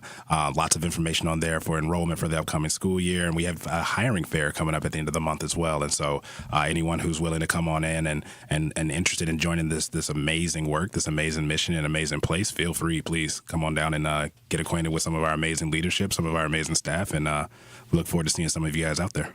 Celestin, if people want more info about City Forward Collective and all the wonderful work that you guys do in supporting these educators and all sorts of other initiatives, where do they go? How do they find out more? I'll make it 3 for 3. You can visit us on our website, www.cityforwardcollective.org.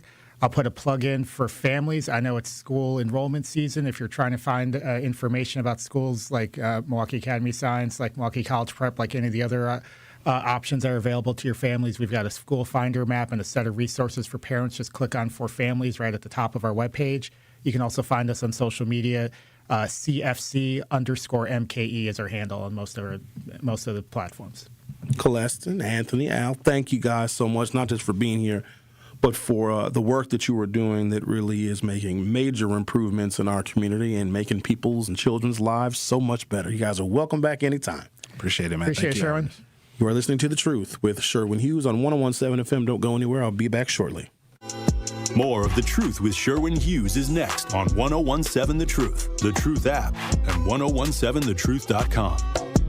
This is 101.7 The Truth's Tori Lowe, and I am Milwaukee. The Tori Lowe Show has become a resource for the community. I enjoy having open, on-air discussions about what we can do to regroup, rethink the black man, the black woman, and the black child. This show is about that action, and I want all the smoke. Join the home of Milwaukee's realest conversations where you can speak your truth. We are the new 101.7 The Truth, Milwaukee Black Talk.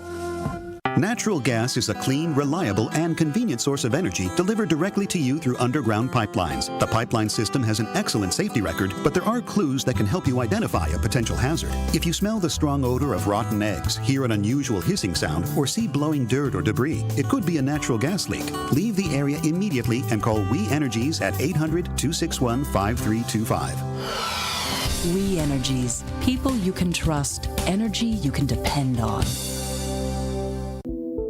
Real talent is defined by what people can do, not where they learn to do it.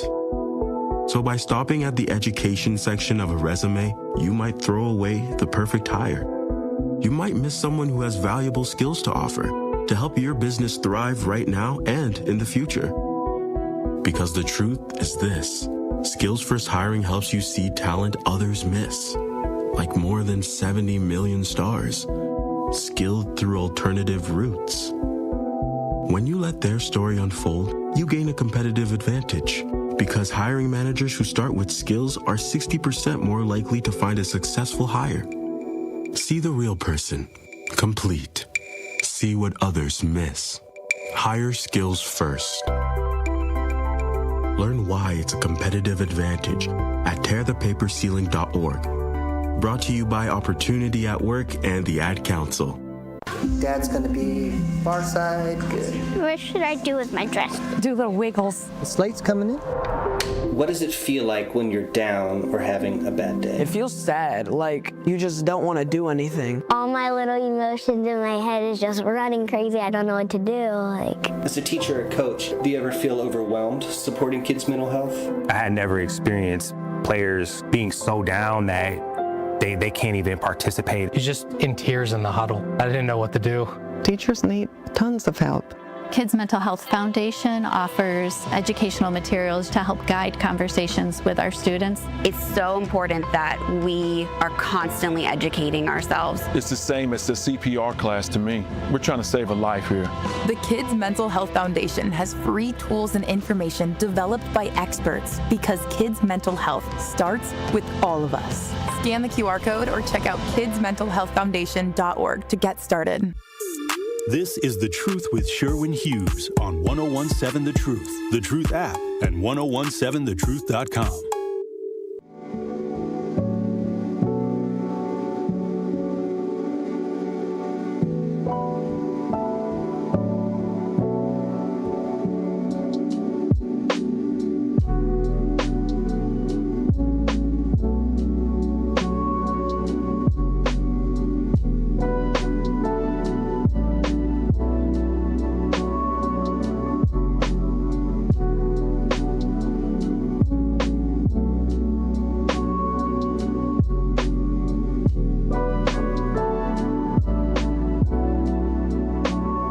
That was an insightful conversation, and I hope that you all got as much out of it as I did, because we have to maintain our focus on many things. Obviously, the health, safety, and well-being of the city of Milwaukee and surrounding communities, but the education of young people. And because race is such an important factor in so many aspects of our lives, I just don't want the race of children to determine what their outcomes are.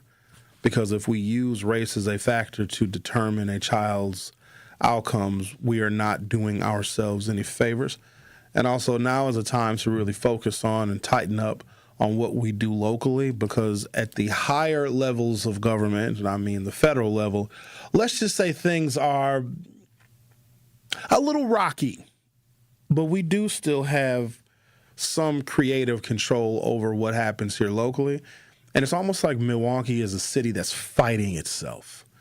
On one hand and on one side of town, you have explosive developments and arts and entertainment and culture, even its own little small transportation network with the hop. But then you can move just a couple of zip codes away or maybe 2 or 3 miles away, and it looks like a third world country. Incomes are lower, educational attainment is lower, life expectancy is lower, and it's all in the same city. And we're fighting to resolve those issues so that everyone can participate in what I hope is a prosperous future for the city of Milwaukee. Because in the people that we often dismiss because of circumstance or neighborhood they live in, or however we decide to dismiss somebody, they may have the keys, they may have the answer, they may have the solution to problems that have long plagued this town. And here's what's crazy. We all know that we are better when we cooperate. But I have little tolerance for those that opt not to cooperate because of their ignorance of black people. I also take offense to when I'm honest about what is happening in our world and the perspective in which we look through, because black people have a different perspective. Like what Donald Trump and his organization and administrations and everything is doing, that's black folks have been dealing with that. White folks are now shocked by that. So we're not as moved by those atrocities because those atrocities are literally our history, you see. So now people, we hope, can get a better understanding of exactly what your government can do to people, sometimes even if they are white. Now, this does not necessarily endear white people to us and vice versa, but now you're starting to see through our lens. Now, you're on your first date seeing through our lens, but you would think at some point this would lend itself to us cooperating, at least when it comes to a tyrannical government, because we try to tell you with the presidential campaign of 2024, but y'all just didn't want to vote for the black lady. So I guess you prefer white people getting shot, I suppose. But hopefully, I don't know, we'll all get it together and be a very happy city. You know who really fosters the mission of Milwaukee being a much happier city? I'll tell you who. Hello, Bob. Hello, Sherwin. There you go again. You starting already. I mean, Sherwin, give me a break. Look, you were talking about schools. Oh, God. You were talking about schools. I was. Now, I don't know if you know this. Probably not. But I need to ask you this question, man, and why this is happening. Okay. I don't think... Okay. Now, I took fourth in the state in wrestling. Now, you know, and I went to college on a full scholarship for wrestling. Now... Hold on, whoa. It was Bob, we didn't know that. Well, I know. You was a wrestler? What? You was wrestling. You was a wrestler? You went to college? What college did you go to for wrestling? Man, I went to Eastern Illinois, then I went to Wayne State, then I went to Western Illinois. Why you go to so many? Bob, hold on now. Why you go to so many colleges, man? Because, you know, the last college, the reason I didn't wrestle 4 years and I only wrestled 3, we had a Chinese coach. Oh, good Lord. I believe he believed that black people grew tails at 12 o'clock midnight, the way he coached it. So I quit. And I was the only black on the wrestling team, except for Western. I called another black down there. But here's what's interesting, Sherwin. Now, it was 75% black wrestlers when I was in high school. And they used to call my name on the loudspeaker. Such and such is still undefeated for 4 years. That's one reason I was so clean. I worked hard. But here's what I want to ask you.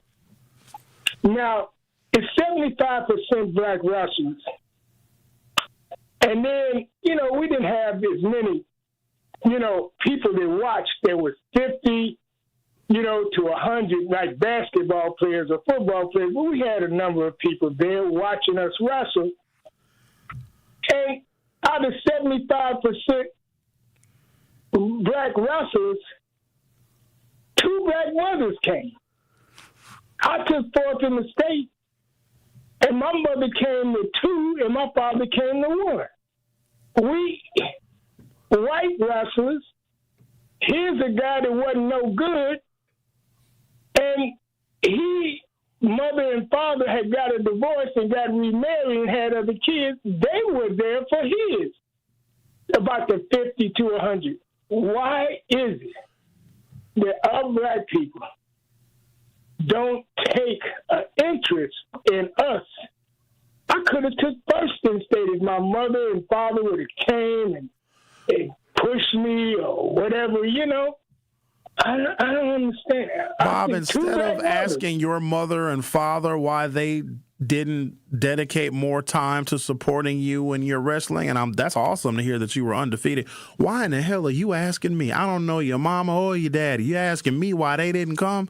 Why don't you ask some of them white folks why their parents came? What'd you ask?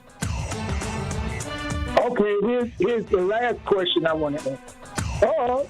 They're giving me music to get off. I got one good question though. That I want to ask you. I think this is wrestling music.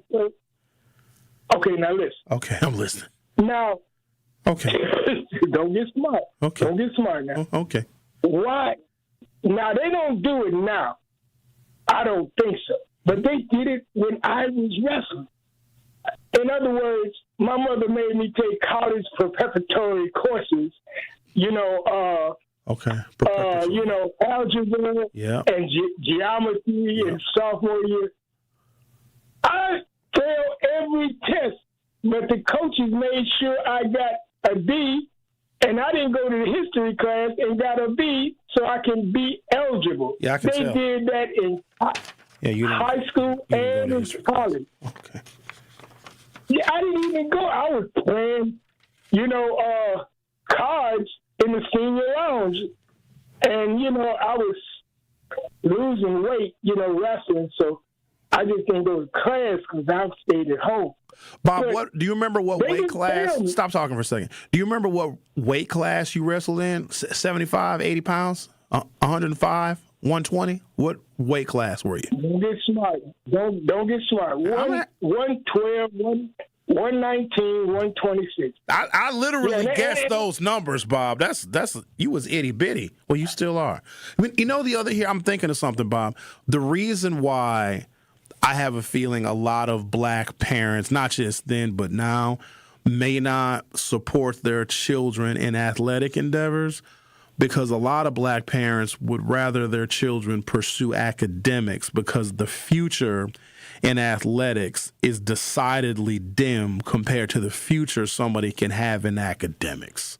So if a parent is going to support, if a parent has limited time, it seems like they would rather support their child's academic pursuits than their athletic ones.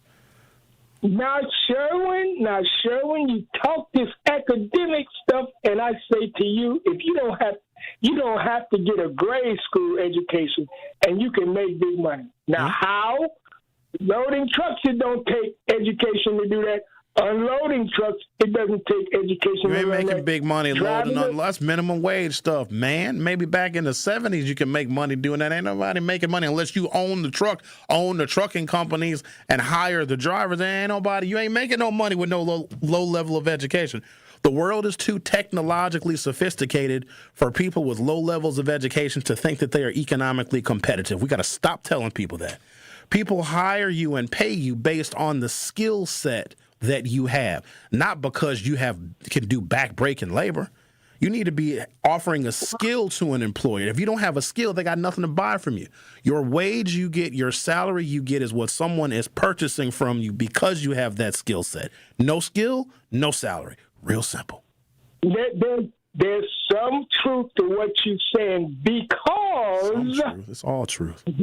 Because many immigrants have come in there wasn't that many immigrants that came in, and we got some nice money unloading trucks, loading trucks, doing in the warehouse, stacking it up, using that thing you drive and lift up stuff. Bob, in the all warehouse. that stuff. Listen, all that has been replaced. That's all automated now.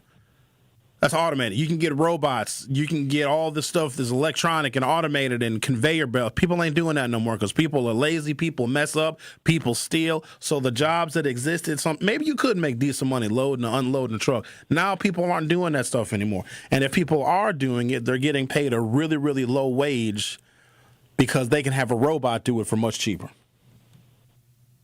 See, this world is changing. It's changing, man. I just learned a lot. I'll talk to you later, man. It's depressing. Oh, boy. I'll talk to you later. You know, you make me sick. Bob said he wrestled at 119 pounds?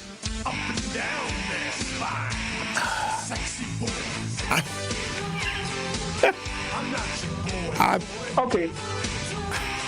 I weighed 124 pounds in 4th grade. So do the math on that. And Bob was in college wrestling at 119 pounds. Oh, he only weighs about 120 pounds now. Bob is a small, little, frail fella.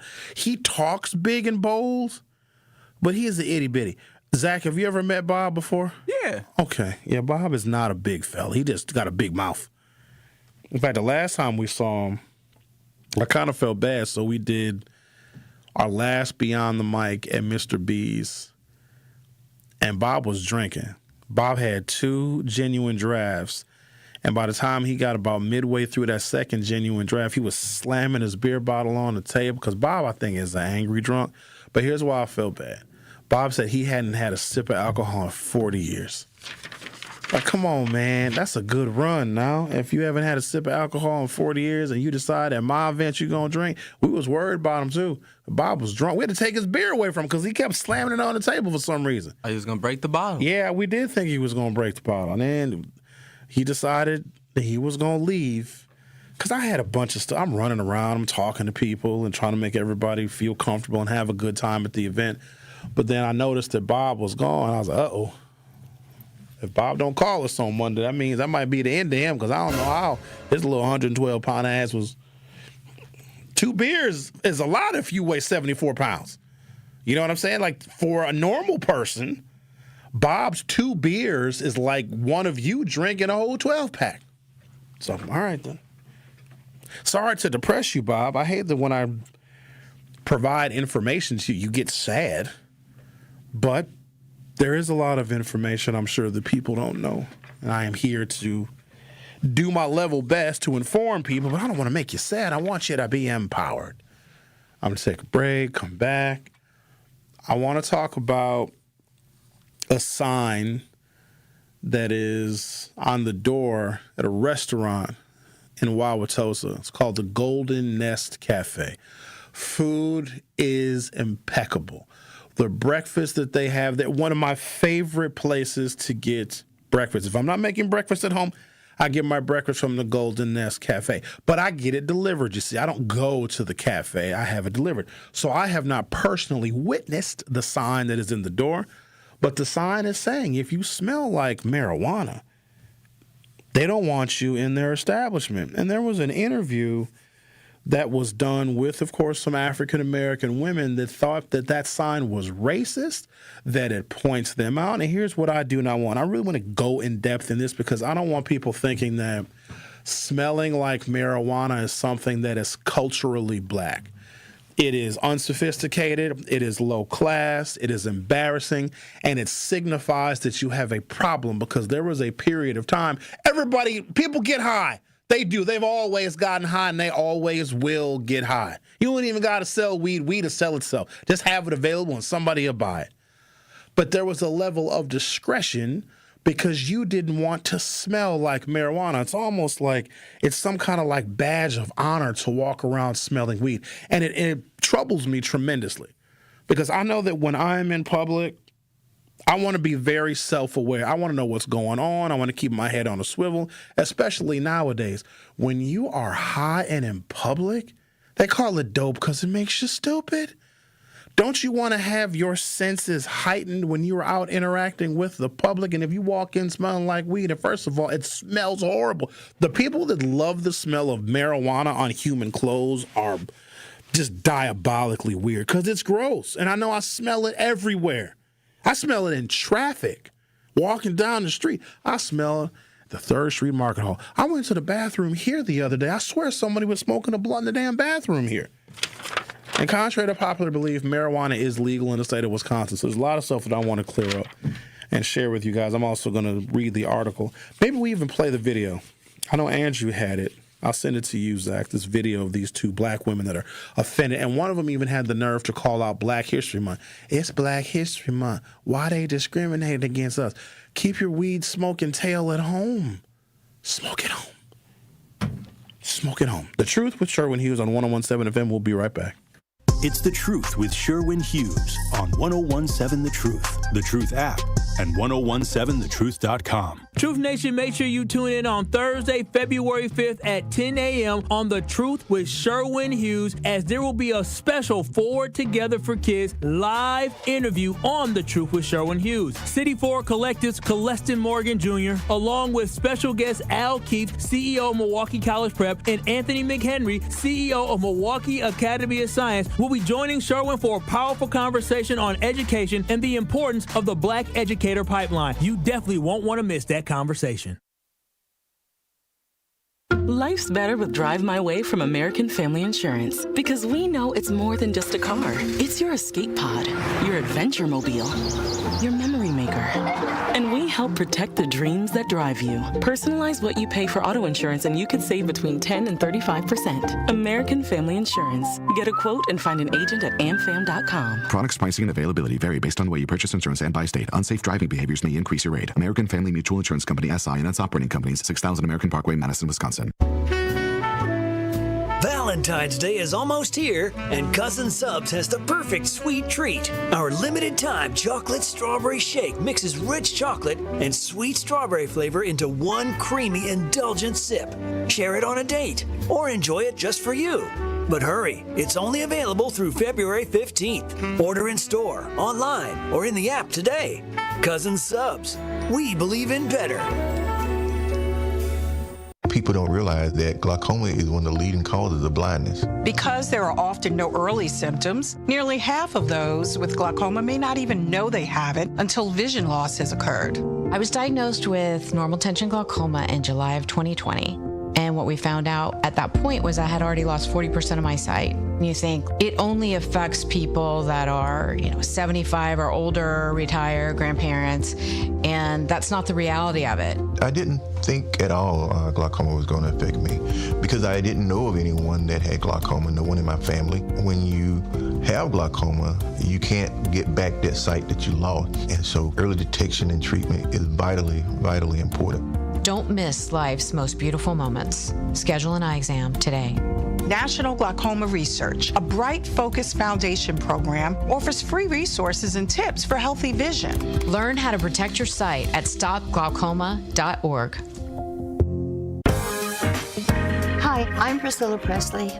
My love for animals began when I was 5 years old. That sparked a lifelong commitment to speak up for animals who can't speak for themselves. Elvis and I supported American Humane Society because your compassion can change a life. American Humane Society strengthens the bond between humans and animals. Please visit AmericanHumane.org to learn more. Thank you.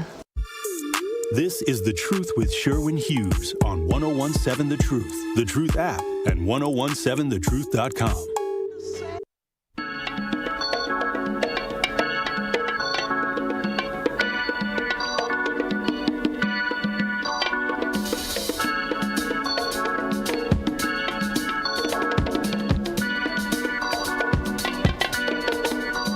Make sure you stay tuned to the program because we're going to give you a chance to win $5,000 courtesy of Gruber Law Offices.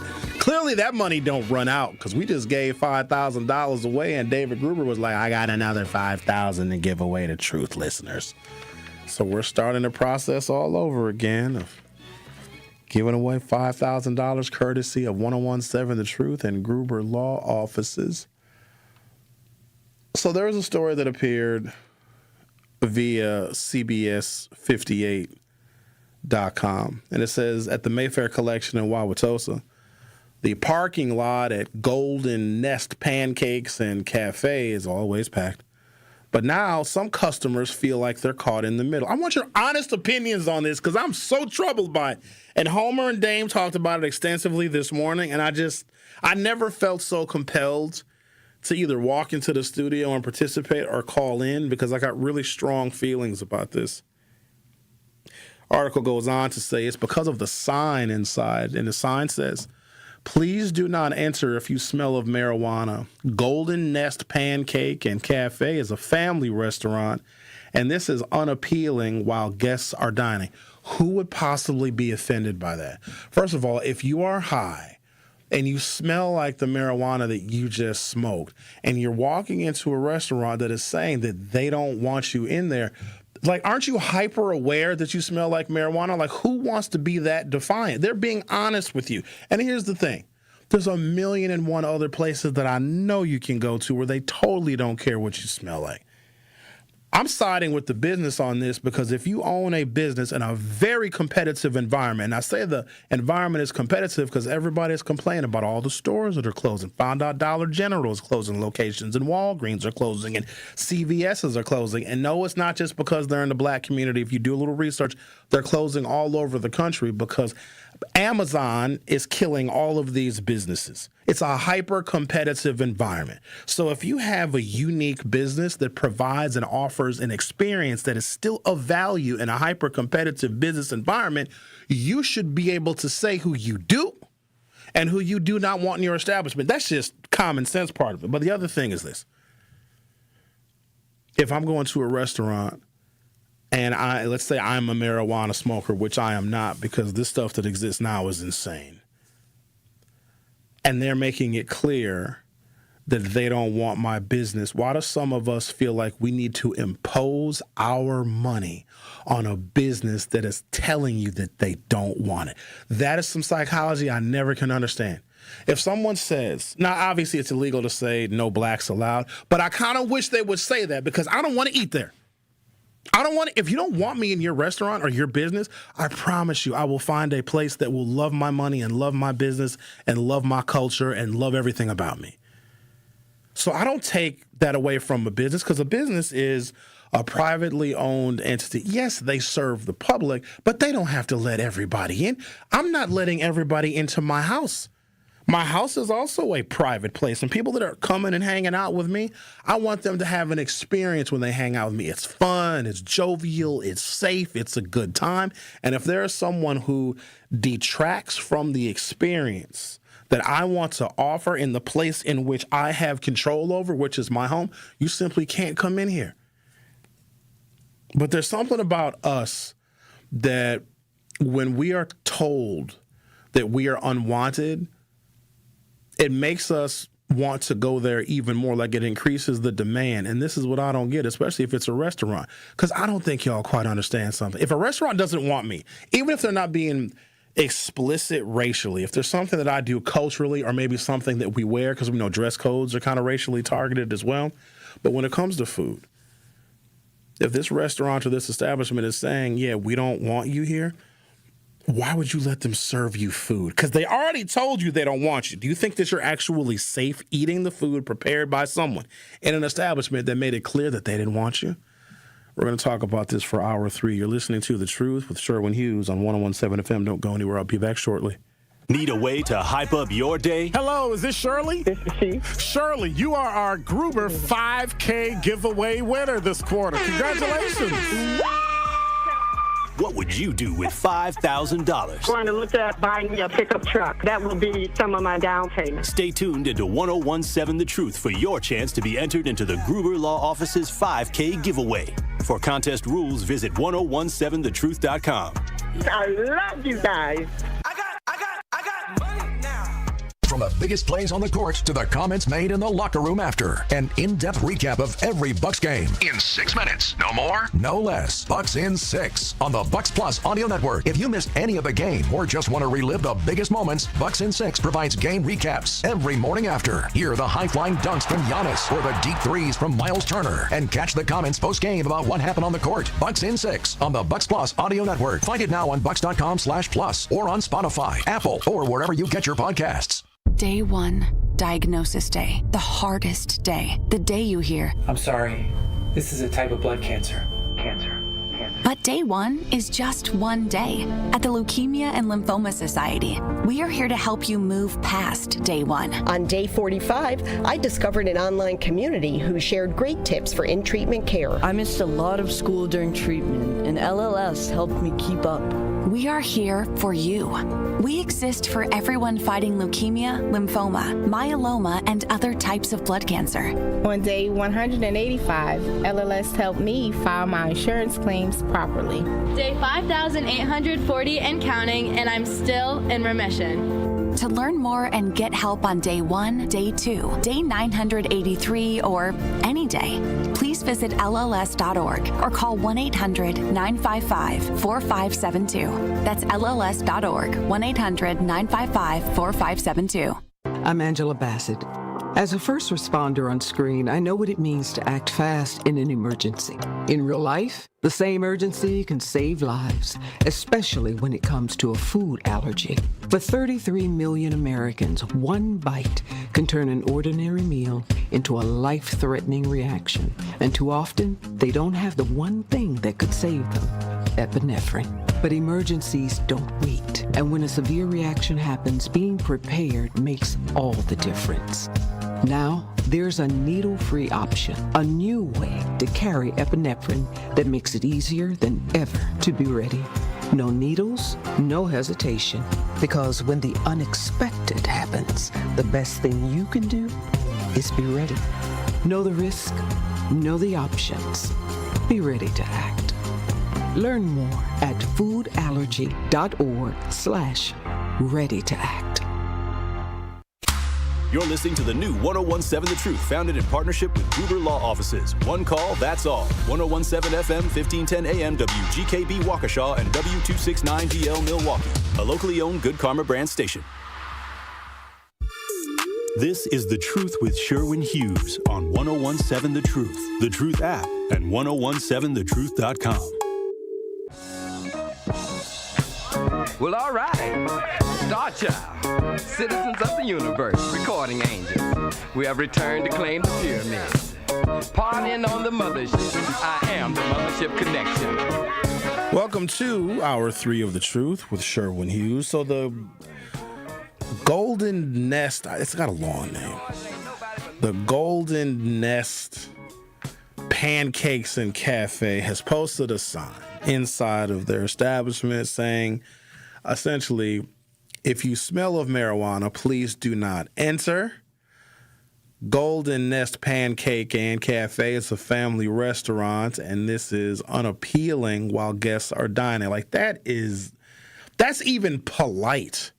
I don't think that's targeting anybody by race, but for some people, like, there's a cohort of younger African Americans, and I have the age demographic breakdown of who uses marijuana. I got all the stuff. I got the socioeconomic status. I got levels of education.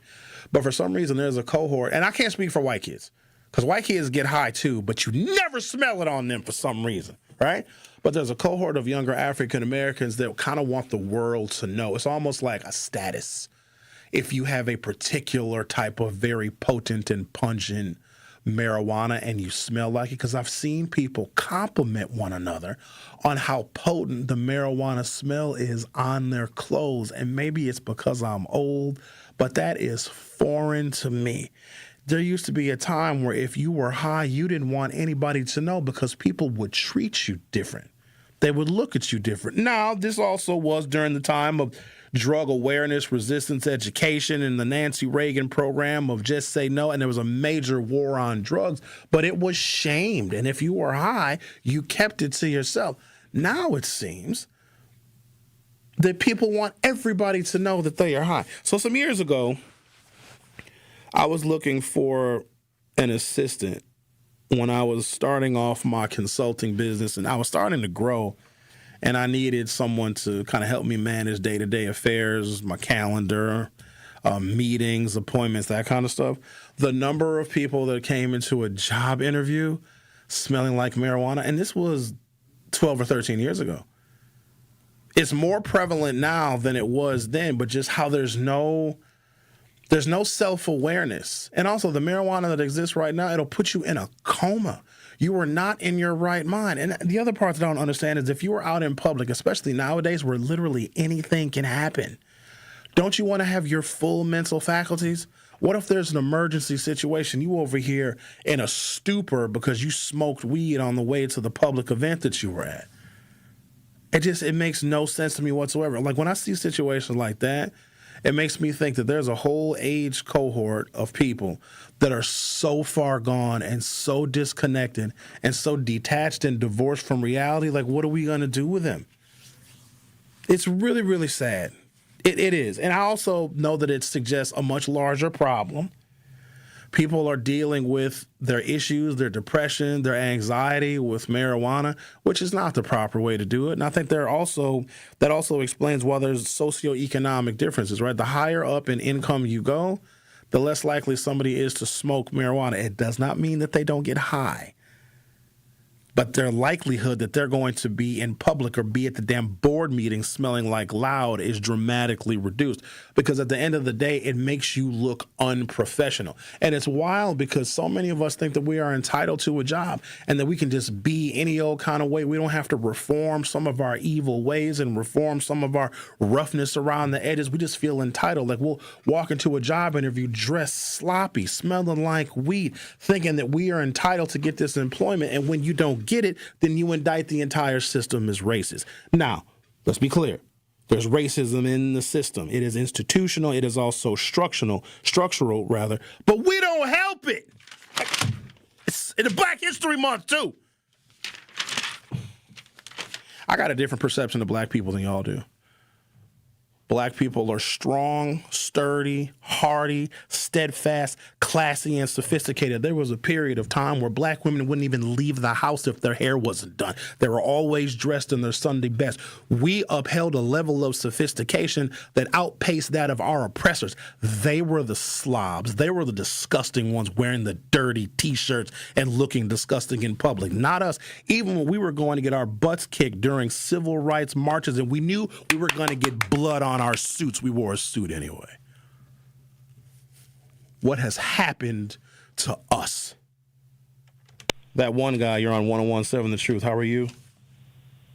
I'm doing excellent. Thank you for asking. Thank you for taking my call. How are you doing? I'm doing all right. It depends on what you have to say. We'll see how I'm doing after that. Well, I wanted to comment on the weed situation. Well, man, you're right. It does smell like straight up weed just by me walking on Silver Spring towards Bay Shore. Oh, man, the car's passing, you can just smell it. And I smoke a lot of weed myself, but I like to smoke at home, not so much on the road. It's really, not that it's not safe, but you ever been arrested for weed before? No. Is that common? I don't like it. It's a waste of time. So I like to mostly smoke at home. I'll smoke outside in my shed. Or, out of respect for my neighbors, I'll smoke in my shed. And I tell that to my friends, too. Hey, let's go in the shed and smoke in there. But, the smell, I can see how it's disrespectful towards people. And also, there are products now that you can get to eliminate the smell of smoke. I don't know why people haven't caught on. But they don't care. Also, it's a badge of honor, I think, when people smell like weed. If you're gonna go on public, I get it. You got to have your hit. You got to have your fix. But you can just get a pen now. You sound like an addict. No, why do people? Wait, explain this to me. You have to have your fix when you go out in public. You sound like a dope fiend. Yeah, you know how like people like their nicotine. There's people that like their drinks. I like my drink too. And I like the But you need it before you go out in cigarette. public? Because I would feel the same way. If somebody had the intense smell of alcohol on their breath, I would take caution of that person. Just like if somebody is really, really intoxicated and they walk into a bar, they shouldn't be served anymore. If I see somebody operating heavy machinery and they smell like vodka, I would have a problem with that. If somebody is out in public and they smell like weed, because that person doesn't have their full faculties and they might be dangerous. Well, the problem is that society also encourages, especially drinking. You got a bar in every corner here. Liquor stores. That's correct. But we also tell people to drink responsibly, and if they do not drink responsibly, then they need to get help. But it's because it's acceptable, because alcohol is mostly because it's legal, doesn't mean that you can be drunk going and picking your kids up from school. It doesn't mean that your teacher or your child's teacher can be drunk because alcohol is legal and socially acceptable. You still have to be responsible, with responsibility being the operative word. There's not enough responsible people. Everybody knows you can't go to work drunk. Don't go to work high. No, that's very true, too. Well, I'm talking about recreational use. But like you said, there's a lot of stupid, irresponsible people out there don't know how to behave. And they make us stoners look bad. Oh, you're a stoner. All right. What do you do for a living? Oh, what do you do for work? I'm a landscaper. Oh, well, that makes sense. You can be high doing that. Yeah, you can. So in the summer, or in the wintertime, rather, what are you like a snow plower? Yes, sir. Okay. I plow snow. I clean sidewalks. But I'm not intoxicated. I'm responsible. I mean, you can be high shoveling snow. That's might even make it a little more enjoyable. But talking about plowing now. Oh, no, plowing, no. That's different. Do you smoke and drive? I mean, you do.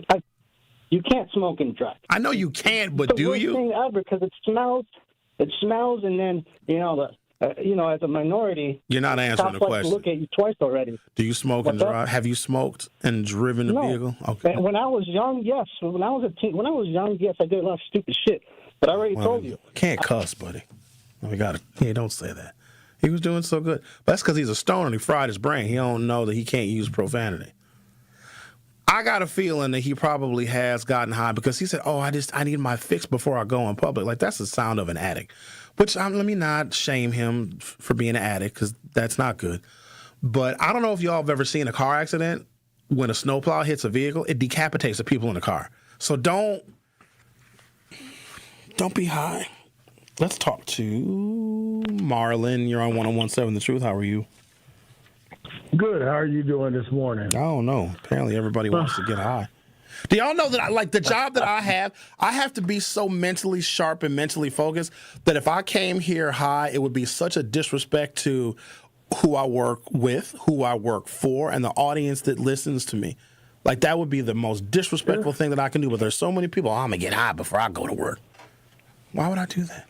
Yeah, and I don't understand it. You know what I mean? And it's to the point now where, I'm not a smoker, never really have been.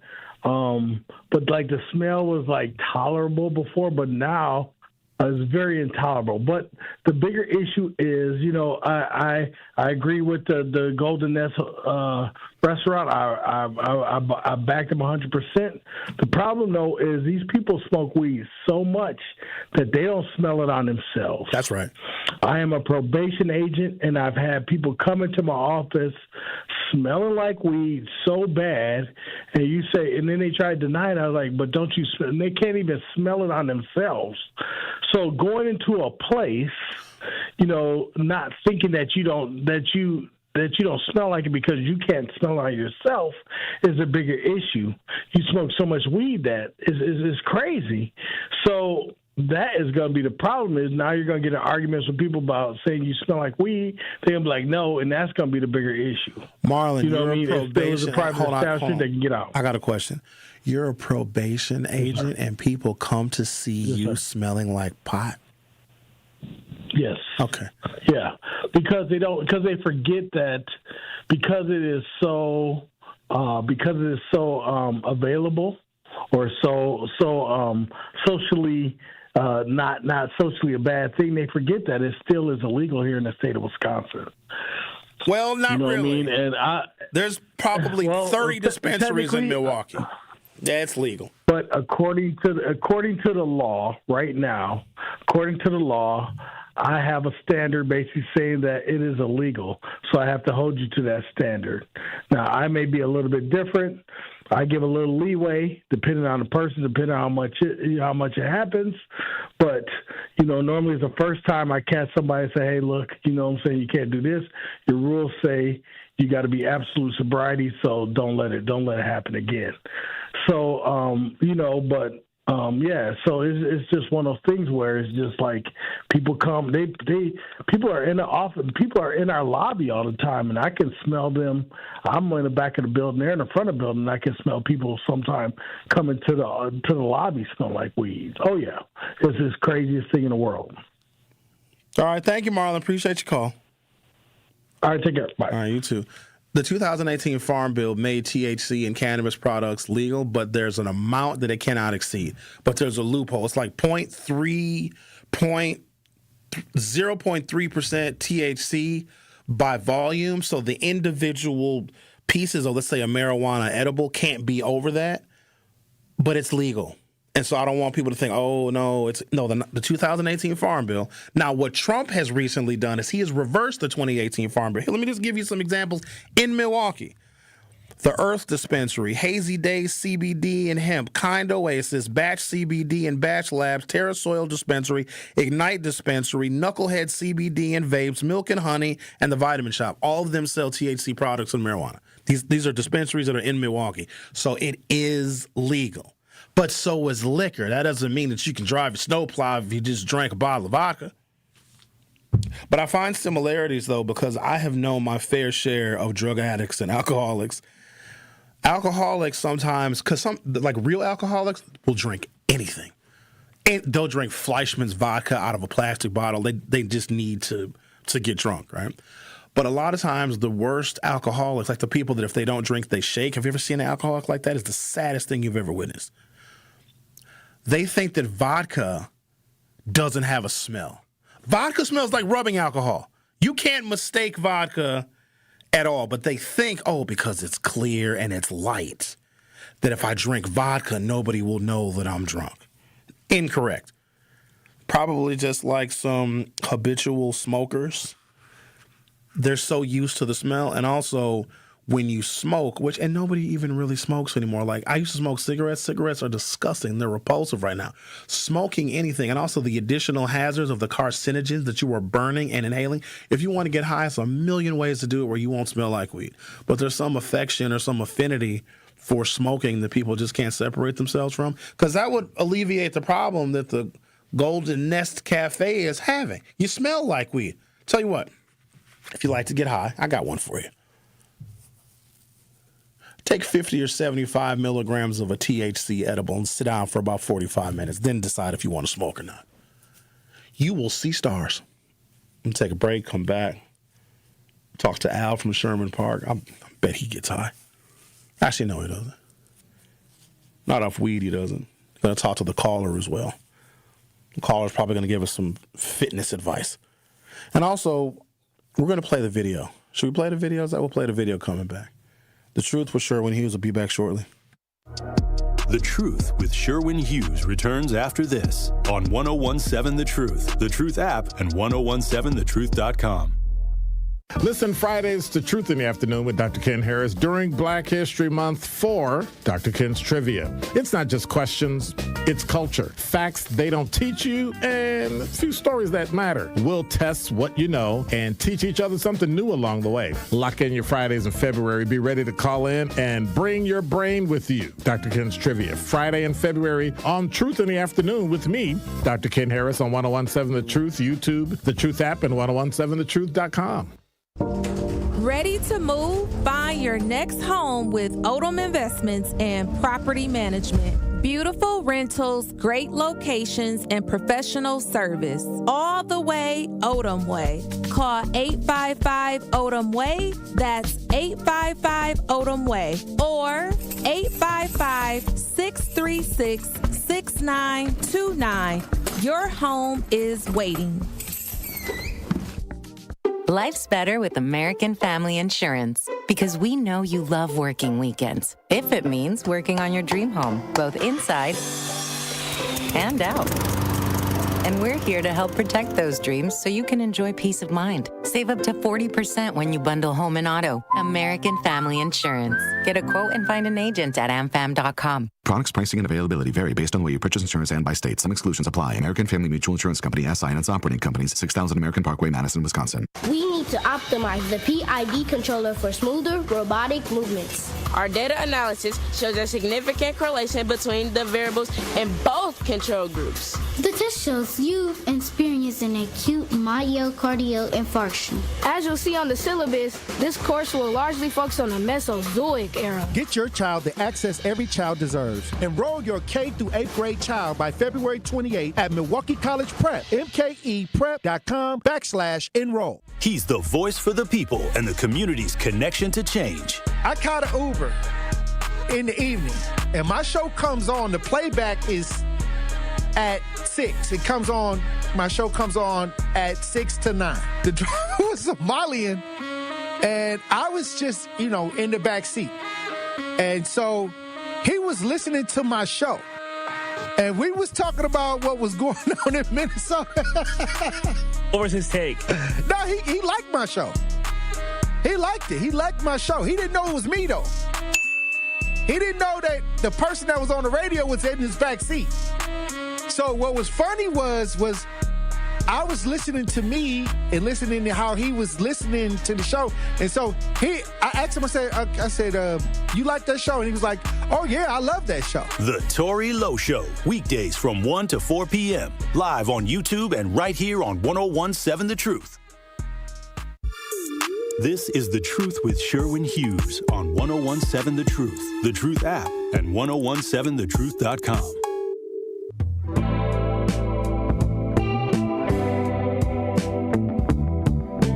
Sounds like some weed smoking music. Laying back, laying on a bearskin rug, wearing a diaper. I don't know.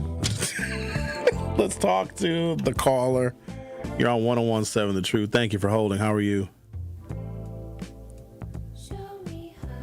The caller going once, going twice, and the caller's gone. Al from Sherman Park. You're on 101.7 The Truth. How are you? I'm doing well. How you been these last couple of weeks? Been all right. What's on your mind? Good. Well, I want you to put your sociology hat on. I never take it for off. These people that go out smelling like this, is it an addiction problem or is it a youthful rebellion problem? It's addiction. You think it's addiction? Yeah, we just heard from a caller that said he needs to get his fix before he goes out in public. Some people deal with their anxiety, they deal with their depression, they deal with cycles of abuse and how the psychological damage has impaired them. They deal with that by getting high. They are divorcing themselves from reality. They don't want to be present. They want to be somewhere else. They want to be in a dreamland. They want to be in a fantasy like that. Those are hallmarks of addiction. And I'm not shaming those people, but they want the rest of the world to adjust to how they cope with their issues by smoking marijuana. And that's why you can tell who's addicted, because if you get offended that somebody does not want to smell the marijuana that you just smoked and you get mad at that, that means you don't want to deal with the fact that you got some issues going on and you're mad that people are calling out your issues. Also a hallmark of an addict. We have drug-addicted people in this city, and that's not news to anybody. Do you think they can make good decisions behind the wheel? I used to go out, maybe 2 years ago, I'd go out back of my house. There was always this guy picking up his mama, and you could just see the smoke wafting out. It looked like a haze. And I'm like, how could you possibly drive in your right mind and make good decisions getting that high? I'm going to let you answer that question. Have you seen drivers in Milwaukee? Have you seen what they do on the roads? Now, I'm not saying all of them are high, but some of them are. But to answer the question you've already answered, no, you can't make good decisions when you're impaired. That's why OWI is illegal. Even operating when you are high on THC and cannabis, it is illegal. Operating under the influence of alcohol is illegal because it impairs you, and that vehicle can become a weapon. So, no, they can't make good decisions when they're driving. You can't make good decisions if you're high when you're walking or on a bicycle. Hell, you can't make good decisions if you're high in an Uber. Do you think there's a way to balance this out now that they want to put forth that referendum on marijuana for the fall election? Who put forth? I didn't know nothing about that. That's got to pass 2 sessions of the legislature, and I don't think they started that process yet. Unless it's an advisory. We've had advisory referenda for 10 years. That don't mean nothing. Okay. Yeah, I heard that was coming up. But anyway, those are my thoughts on it. All right, thank you. Appreciate your call. It's already legal. The 2018 Farm Bill made it legal. I just listed off 10 dispensaries in Milwaukee. There's one on Farwell that looks like a superstore. You don't got to drive to Illinois. Did you guys know that marijuana is legal here? The number of people that are saying, oh, no, it's illegal. No. It's been legal for 8 years. Let's try the caller again. The caller, you're on 101.7 The Truth. How are you? Oh, back in effect, my brother. All right. I do believe that the young lady who was on WTMJ had to be high to connect Black history to people smelling like marijuana or smelling bad in general, and thinking that you have the right to tell someone to take a sign down at their own business. Are we in agreement? We are in agreement. That she might have been high? Because probably. I don't think Dr. King would lead a march or John Lewis would get his head busted open for anybody, black, white, red, green, or with polka dots, to have the right to come into an established business smelling like marijuana. It was so ridiculous and actually disrespectful to Black History Month, in my opinion. You know, for her to connect that to Black history and to say this is an example of us being targeted at what looks like, I did a little peek at what their menu is, Professor Hughes, and they got so many different types of pancakes. I'm on my way to spend money with them as soon as I can. Oh, all right. And, of course, as you know, the caller will be looking and smelling, like a gentleman that I am, Not like and represent marijuana. our community properly. Definitely not like marijuana. There are so many things that a person can do, like smoking it before you take a shower, which actually, for the idiots who, choose to overuse, because if you're using marijuana as a fix, like you said, you are an addict.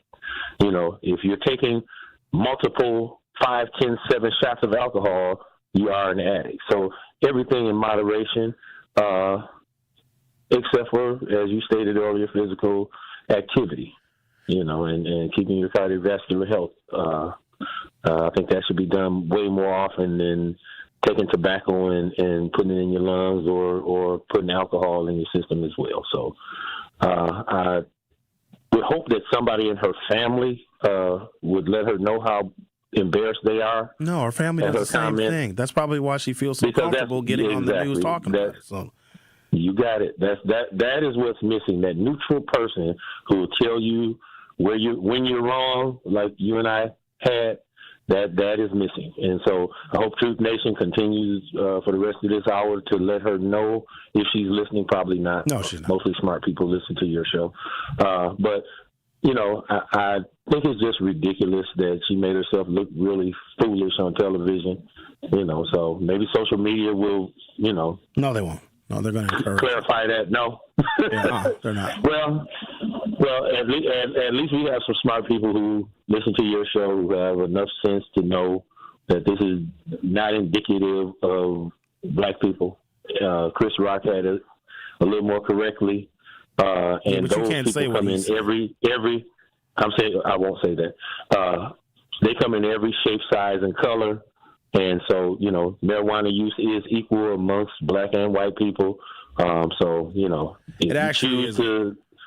I'm going to give you some. It is not. It used to be. It isn't anymore. It is now being racially stratified, and it's also being stratified by level of education and income. But I'm going to maybe the meth and the psychedelic drugs that rich people like Elon use. We should look at that too. Black people do psychedelics as well. We like. I mean, drugs. the kind that regular people can't afford. Drugs are affordable, but we'll get to it. I think there's a lot of stereotypes about drugs. Like if you're of a certain generation, when you think of certain drugs, you think of a particular racial demographic. Drugs have been made so so inexpensive, and that's why a lot of this stuff is manufactured pharmaceutically in China. It's really, really cheap. So it's not about income anymore, because you got people that don't have any money, any income, that can get high every single day. But don't worry, we'll talk about it. We appreciate your call. All right, then. Thank you. Zach, can we go to the YouTubes and play the video of the lady who said it was running afoul of Black History Month that a restaurant does not want people that smell like marijuana in their establishment? About this story, a Wauwatosa restaurant going viral on social media for a sign that they put up. At Golden Nest Pancakes and Cafe, it says, "Please do not enter if you smell like marijuana." Our Dua Israr joins us in studio, and you spoke with both the restaurant and some customers. Strong smell, strong opinions, Dua. Natalie and Joseph, that's right. Golden Nest says they've actually had the sign up for months after receiving complaints from some customers, but others say it feels targeted and they want it taken down. I always come to Golden Nest. It's one of my favorite breakfast places, actually. I've been here twice this week. At the Mayfair Collection in Wauwatosa, the parking lot at Golden Nest Pancakes and Cafe is always packed.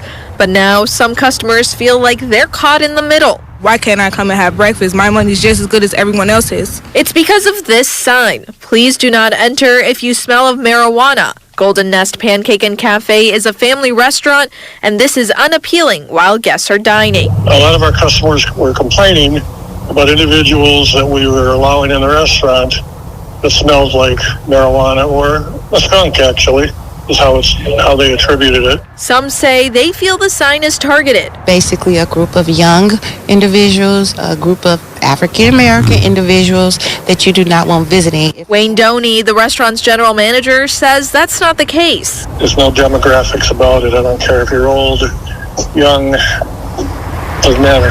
Customers disagree, stating if odor was an issue, then all odors would be included. I think marijuana was very intentional, because had they just said no smelling of smoke, then maybe everyone wouldn't feel so targeted. Others say they're worried other restaurants may follow suit. It's disappointing, because you're going to start putting that everywhere, basically, and saying that we are not allowed here. And it's Black History Month, so yeah, I'm proud to say that. Take the sign down.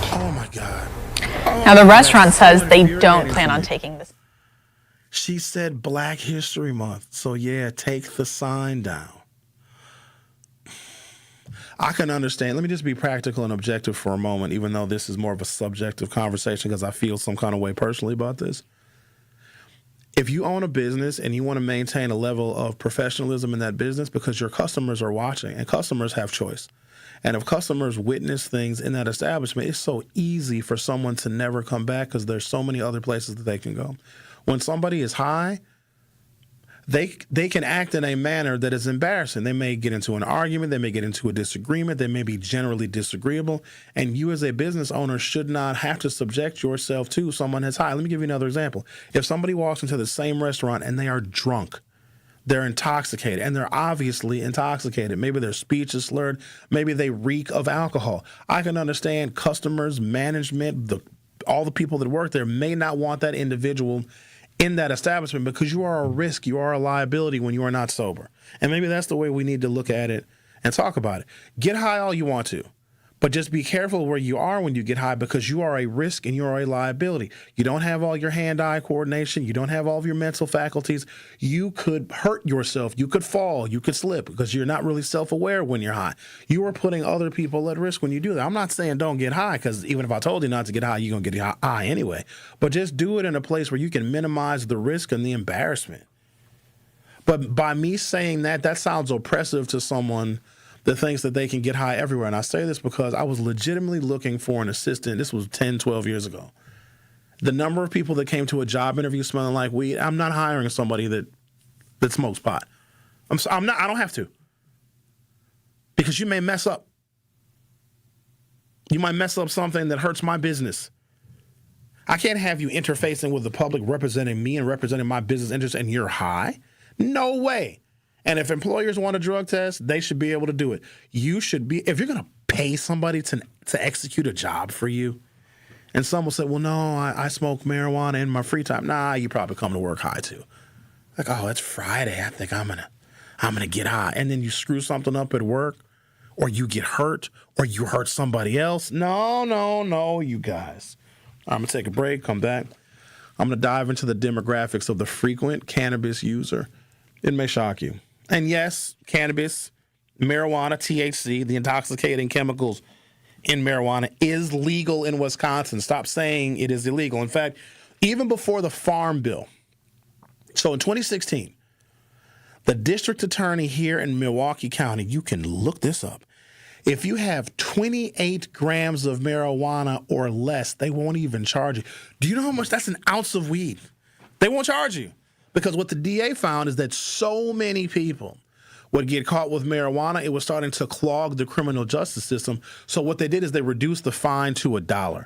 But more often than not, they won't charge you at all because it was a waste of time and taxpayer resources charging all of the people that were getting caught with marijuana. Zach, should we go ahead and make somebody a lucky 5K entry winner? One call, that's all. Truth Nation, now is your chance to be our One Call, That's All Gruber $5,000 giveaway entry for the day. That's right. We'll enter you to win $5,000 courtesy of Gruber Law Offices. We'll take caller number, I don't know. I'm thinking caller number lucky 7 at 833-212-1017. Caller 7 at 833-212-1017. And you'll be entered to win $5,000 courtesy of Gruber Law Offices and 1017 The Truth. Again, caller 7 at 833-212-1017. Remember, if you or a loved one has been injured in an accident, contact Gruber Law Offices today. Visit them online at gruber-law.com. And for official contest rules, visit 1017thetruth.com. You can buy a lot of weed with $5,000.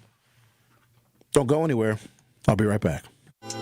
More of The Truth with Sherwin Hughes is next on 1017 The Truth, The Truth app, and 1017thetruth.com. I take care of the kids, and I take care of my dad.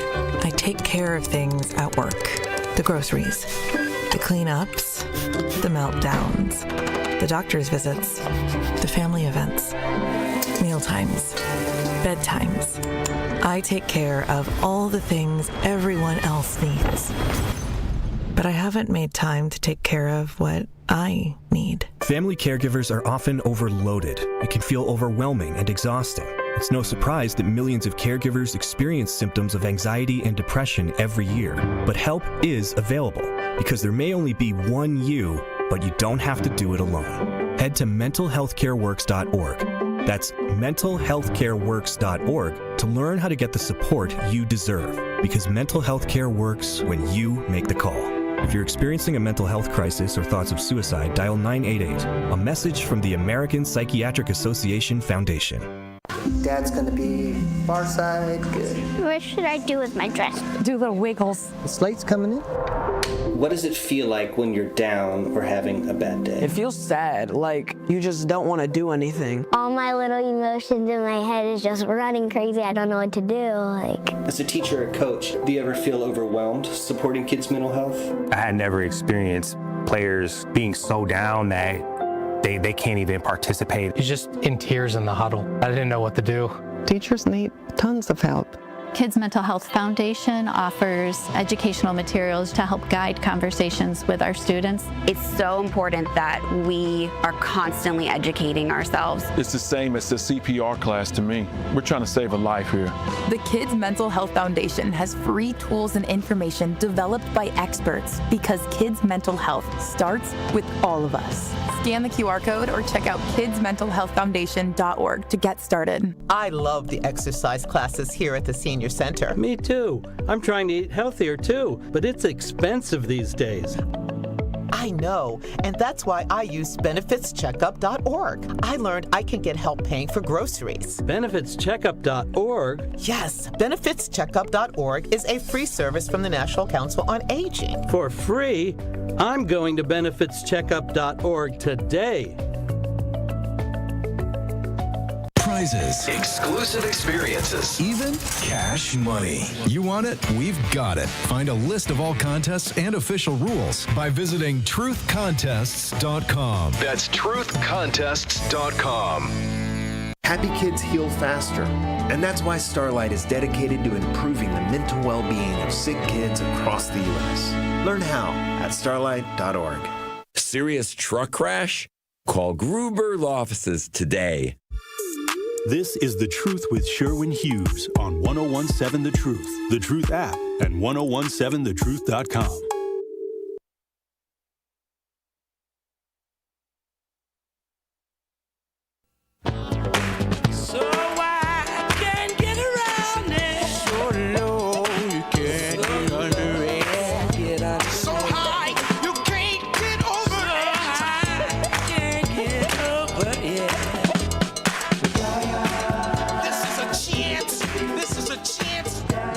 Welcome back to the program. Let's see who this is. Hey there. How are you? Hey, how's it going? It's going good. What's on your mind? Am I calling number 7? Nope. No, you're not. Okay. All right, then.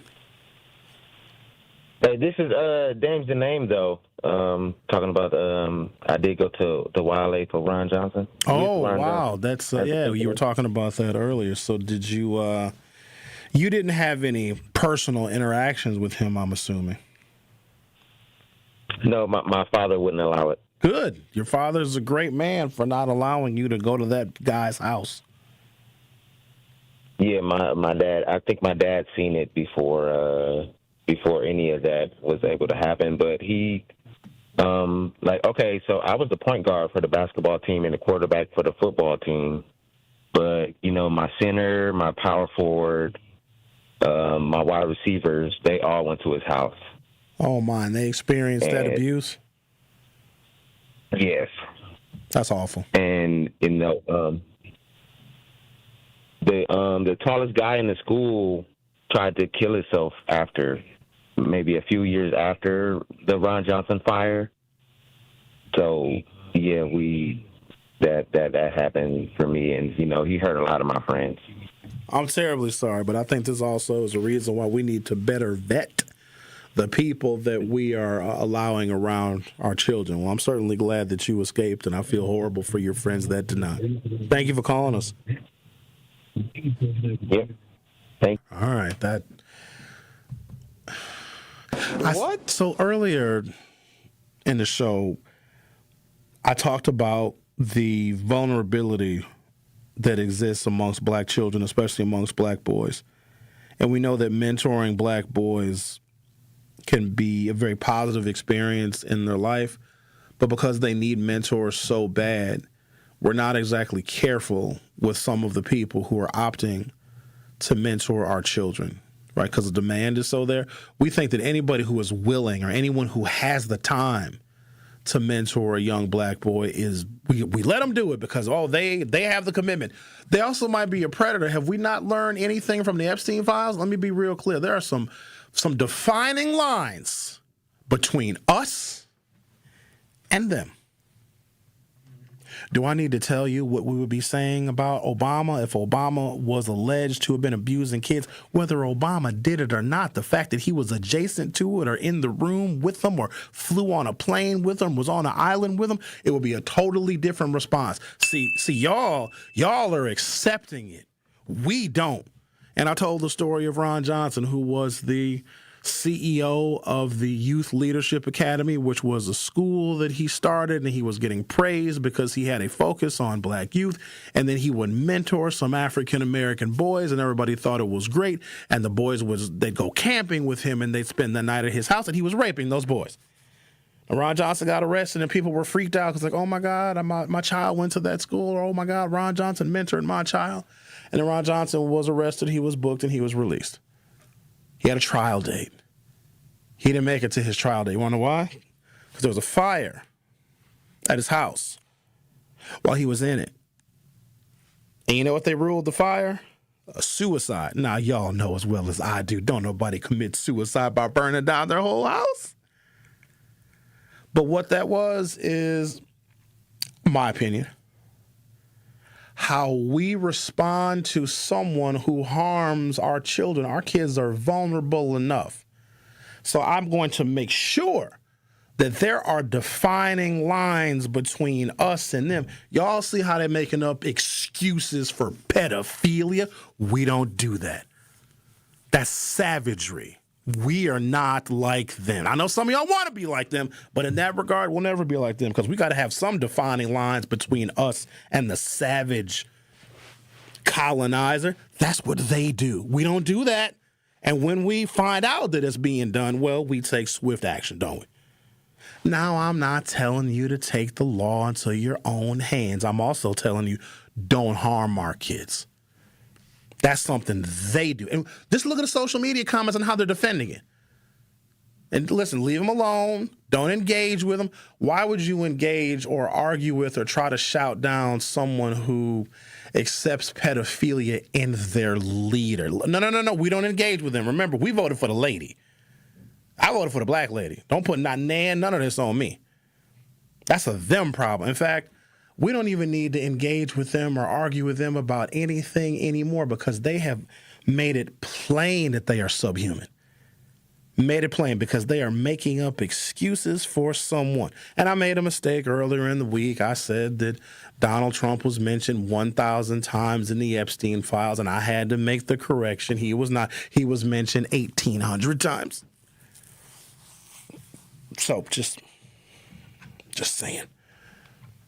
All right, why don't we do this? There's another Ron Johnson? Yeah, well, this one was black. He's the Ron Johnson that I'm talking about with the Youth Leadership Academy is dead. There's Senator Ron Johnson. I know I had to clear that up in the chat because I thought that people knew about this story. I've never heard of this. Well, when that happened, you were really young. You were probably in middle school. That was in... Well, they built the Youth Leadership Academy in like 2002. Ron Johnson was confirmed dead by suicide in a house fire in like 2014. So it was 12 years ago. It was a while ago.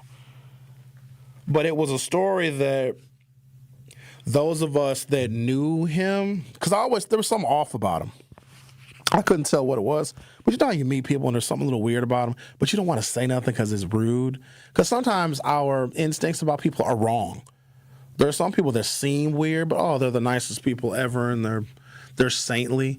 But then there's some people that give you kind of a funny feeling. Like I never really involved myself with dudes like that. He was at a lot of meetings that we were at because I worked for the YMCA the years before they built the new one on Titonia in North. And with that new YMCA they were building on, hell, it ain't new no more. It's 25 years old now. But they were bringing Ron Johnson, not the senator, the former director of the Youth Leadership Academy. They wanted his school in that YMCA. And I'm using this as a cautionary tale because people that prey on children work in industries where there are a lot of children. Walt Disney did a background check. This was about 15 years ago, maybe, give or take, where they weren't doing a particular kind of, I shouldn't laugh. They weren't doing a particular kind of background check on people that worked at the one in Florida, Disney World or Disneyland. And when they implemented this new background check, they found scores of pedophiles that were working at the Disney park. But think about it. Doesn't it make sense? Children are there. Now, we as a community have some standards. I know that the majority society thinks that we have none. They think that we have no lines in the sand. They think that black people have no boundaries because they see the worst of the worst black behavior and they apply that to all of us. And where white people get the benefit is that they can have pedophiles running around in their community, but we won't accuse every single white person of being a pedophile because their populations are so much larger. But here's what I'm starting to see. They're making up excuses for it. And if you're making up excuses for it, you are just as bad. Now, let me say this little one thing. I got to take a break and we're going to resume normal business, but I feel very strongly about this topic.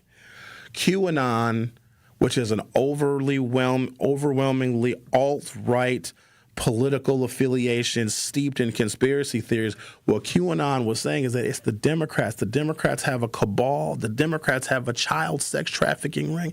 The Democrats are having sex with babies and doing all these terrible things. QAnon was right, but they got the political party wrong. The Truth with Sherwin Hughes on 101.7 FM. We'll be right back. More of The Truth with Sherwin Hughes is next on 101.7 The Truth, The Truth app, and 1017thetruth.com. On Wednesday night, the Milwaukee Panthers complete their homestand as they host the Detroit Mercy Titans at the UWM Panther Arena. 3 feet the block. Franklin, contact, yes! Score it and one. Back to the top, Dixon. Driving right, step back, wing, 3 on the way, and he hit it. Josh Dixon with a ceiling scraper. Scott Warris has the coverage starting at 6:30 p.m. on 101.7 The Truth and the Milwaukee Panthers Sports Network from Learfield. Tip-off happens at 7 o'clock. Life's better with Drive My Way from American Family Insurance because we know it's more than just a car. It's your escape pod, your adventure mobile, your memory maker.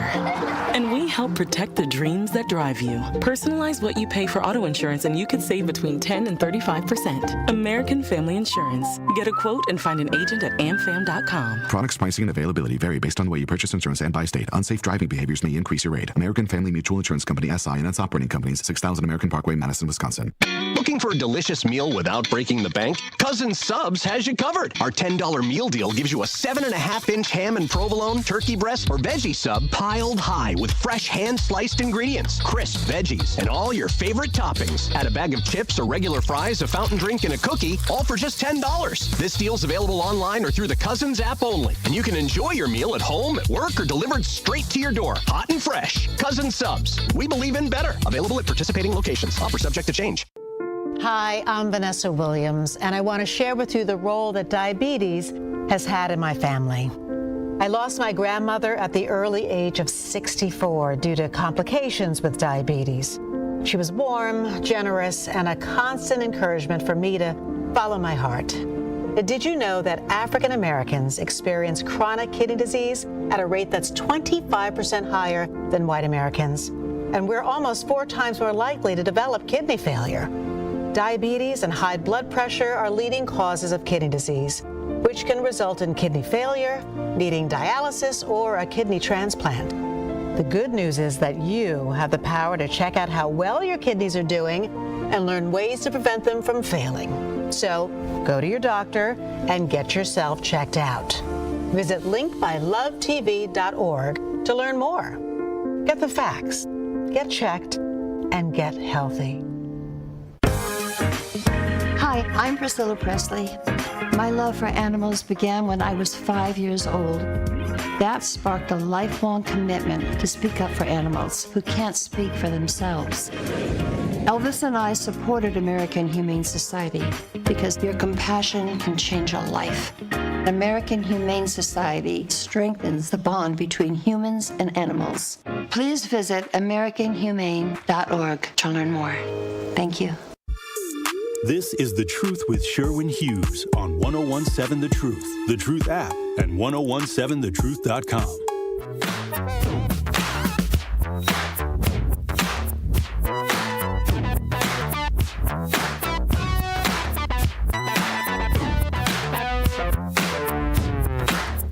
Yeah, this is a story of famous dog. I've got a data-driven overview of cannabis consumption, primarily the past year or current use in the United States by race and by income level, using the most recent large national surveys and reputable statistics available, mostly from the National Survey on Drug Use and Health. Also, with this survey, here's what we're coming to find out. People are way more honest about their drug use right now than they were, say, in the 60s, 70s, and 80s. They'll tell you if you ask them because nobody's ashamed of it. And so these surveys are getting more and more accurate as time goes on. And it's probably because there is an association and an assumption that if marijuana is legal and recreational THC is legal in probably 2/3 of the country, people think that it's okay to admit using if it's legal in your state, which is entirely up to you whether you want to admit it or not. But it's still an intoxicant. And there are some places where it is not acceptable to be intoxicated. So for those of you that think it's no big deal, I know we're basically split on this. There's some people that say, oh, sure, when you're overreacting, oh, it's no big deal. People can get high and function normally. I'm more concerned about that. I'm also concerned about the functioning alcoholic that can drink a pint of vodka and just act like they're normal. That's actually a problem. Like they got to wake up in the morning and get drunk in order to not shake, because alcoholics get like an alcoholic that goes through withdrawals will die by not drinking. It's really, really bad. So I'm more concerned about that. But if you think it's no big deal for somebody to get high and then go on about their business, let's say you get into an accident and you need to go to the emergency room and every one of your damn doctors and your nurses and all the healthcare professionals are all high on weed. You okay with that? Let's say you need to have a surgery. Maybe it's a minor surgery, but all surgeries can be serious. Let's say you need your appendix removed, or you need your tonsils removed. I don't know, you need stitches. You okay with your doctor smelling like loud? Oh, okay, that's what I thought. In the past year, amongst people aged 12 plus, so this includes kids, Asians have a marijuana usage rate of 10%. Hispanics, 18.2%. White, 23.1%. Black, 24.5%. American Indian, Alaska Native, 30.2%. And the category that uses marijuana more frequently than any other racial group. This one shocked me a little bit. This one's really weird. Multiracial. 33% of multiracial people are frequent users of marijuana. So I don't know nothing about that. It says the key takeaway: multiracial and American Indian, Alaska Native individuals report the highest rates of past year marijuana use. Asian individuals have the lowest prevalence in this data set. Also correlate Asians with the highest level of education. And guess what Asians also have? Highest incomes in the country. The average Asian makes more than a white person per capita. Trends over time. Earlier multi-year data similarly showed higher use among individuals reporting more than one race, and elevated use amongst Black and Native American respondents relative to Hispanic and Asian groups, even though the percent difference between Black and white is only about 1%. These measures, past year or current use, are self-reported survey data. Data from Gallup National Health and Well-Being Index, the national survey analysis, consistently show that lower income adults report higher rates of regular cannabis use, defined as at least 10 days per month. Those that have a household income of $120,000 to $180,000 a year, 5 to 7% of them use regularly, so this is 10 times a month or more. Middle income folk, between $48,000 and $90,000 annual income, 11% of them use cannabis regularly.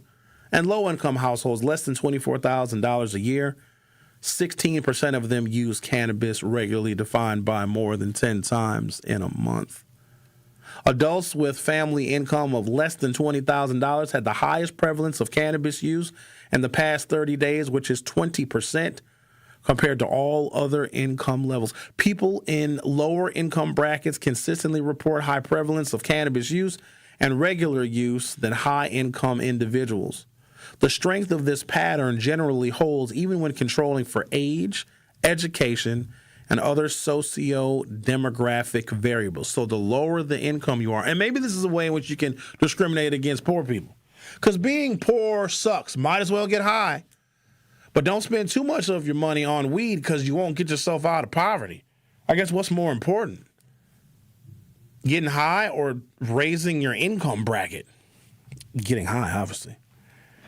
Combined with race and income, there's less publicly reported national representative data that cross-tabulates cannabis use simultaneously by race and discrete income bracket in a fully detailed table. However, based on the available statistics, race differences show multiracial and indigenous groups at higher overall use, Asian the lowest, multiracial people the highest. Income differences show inverse income gradients in use.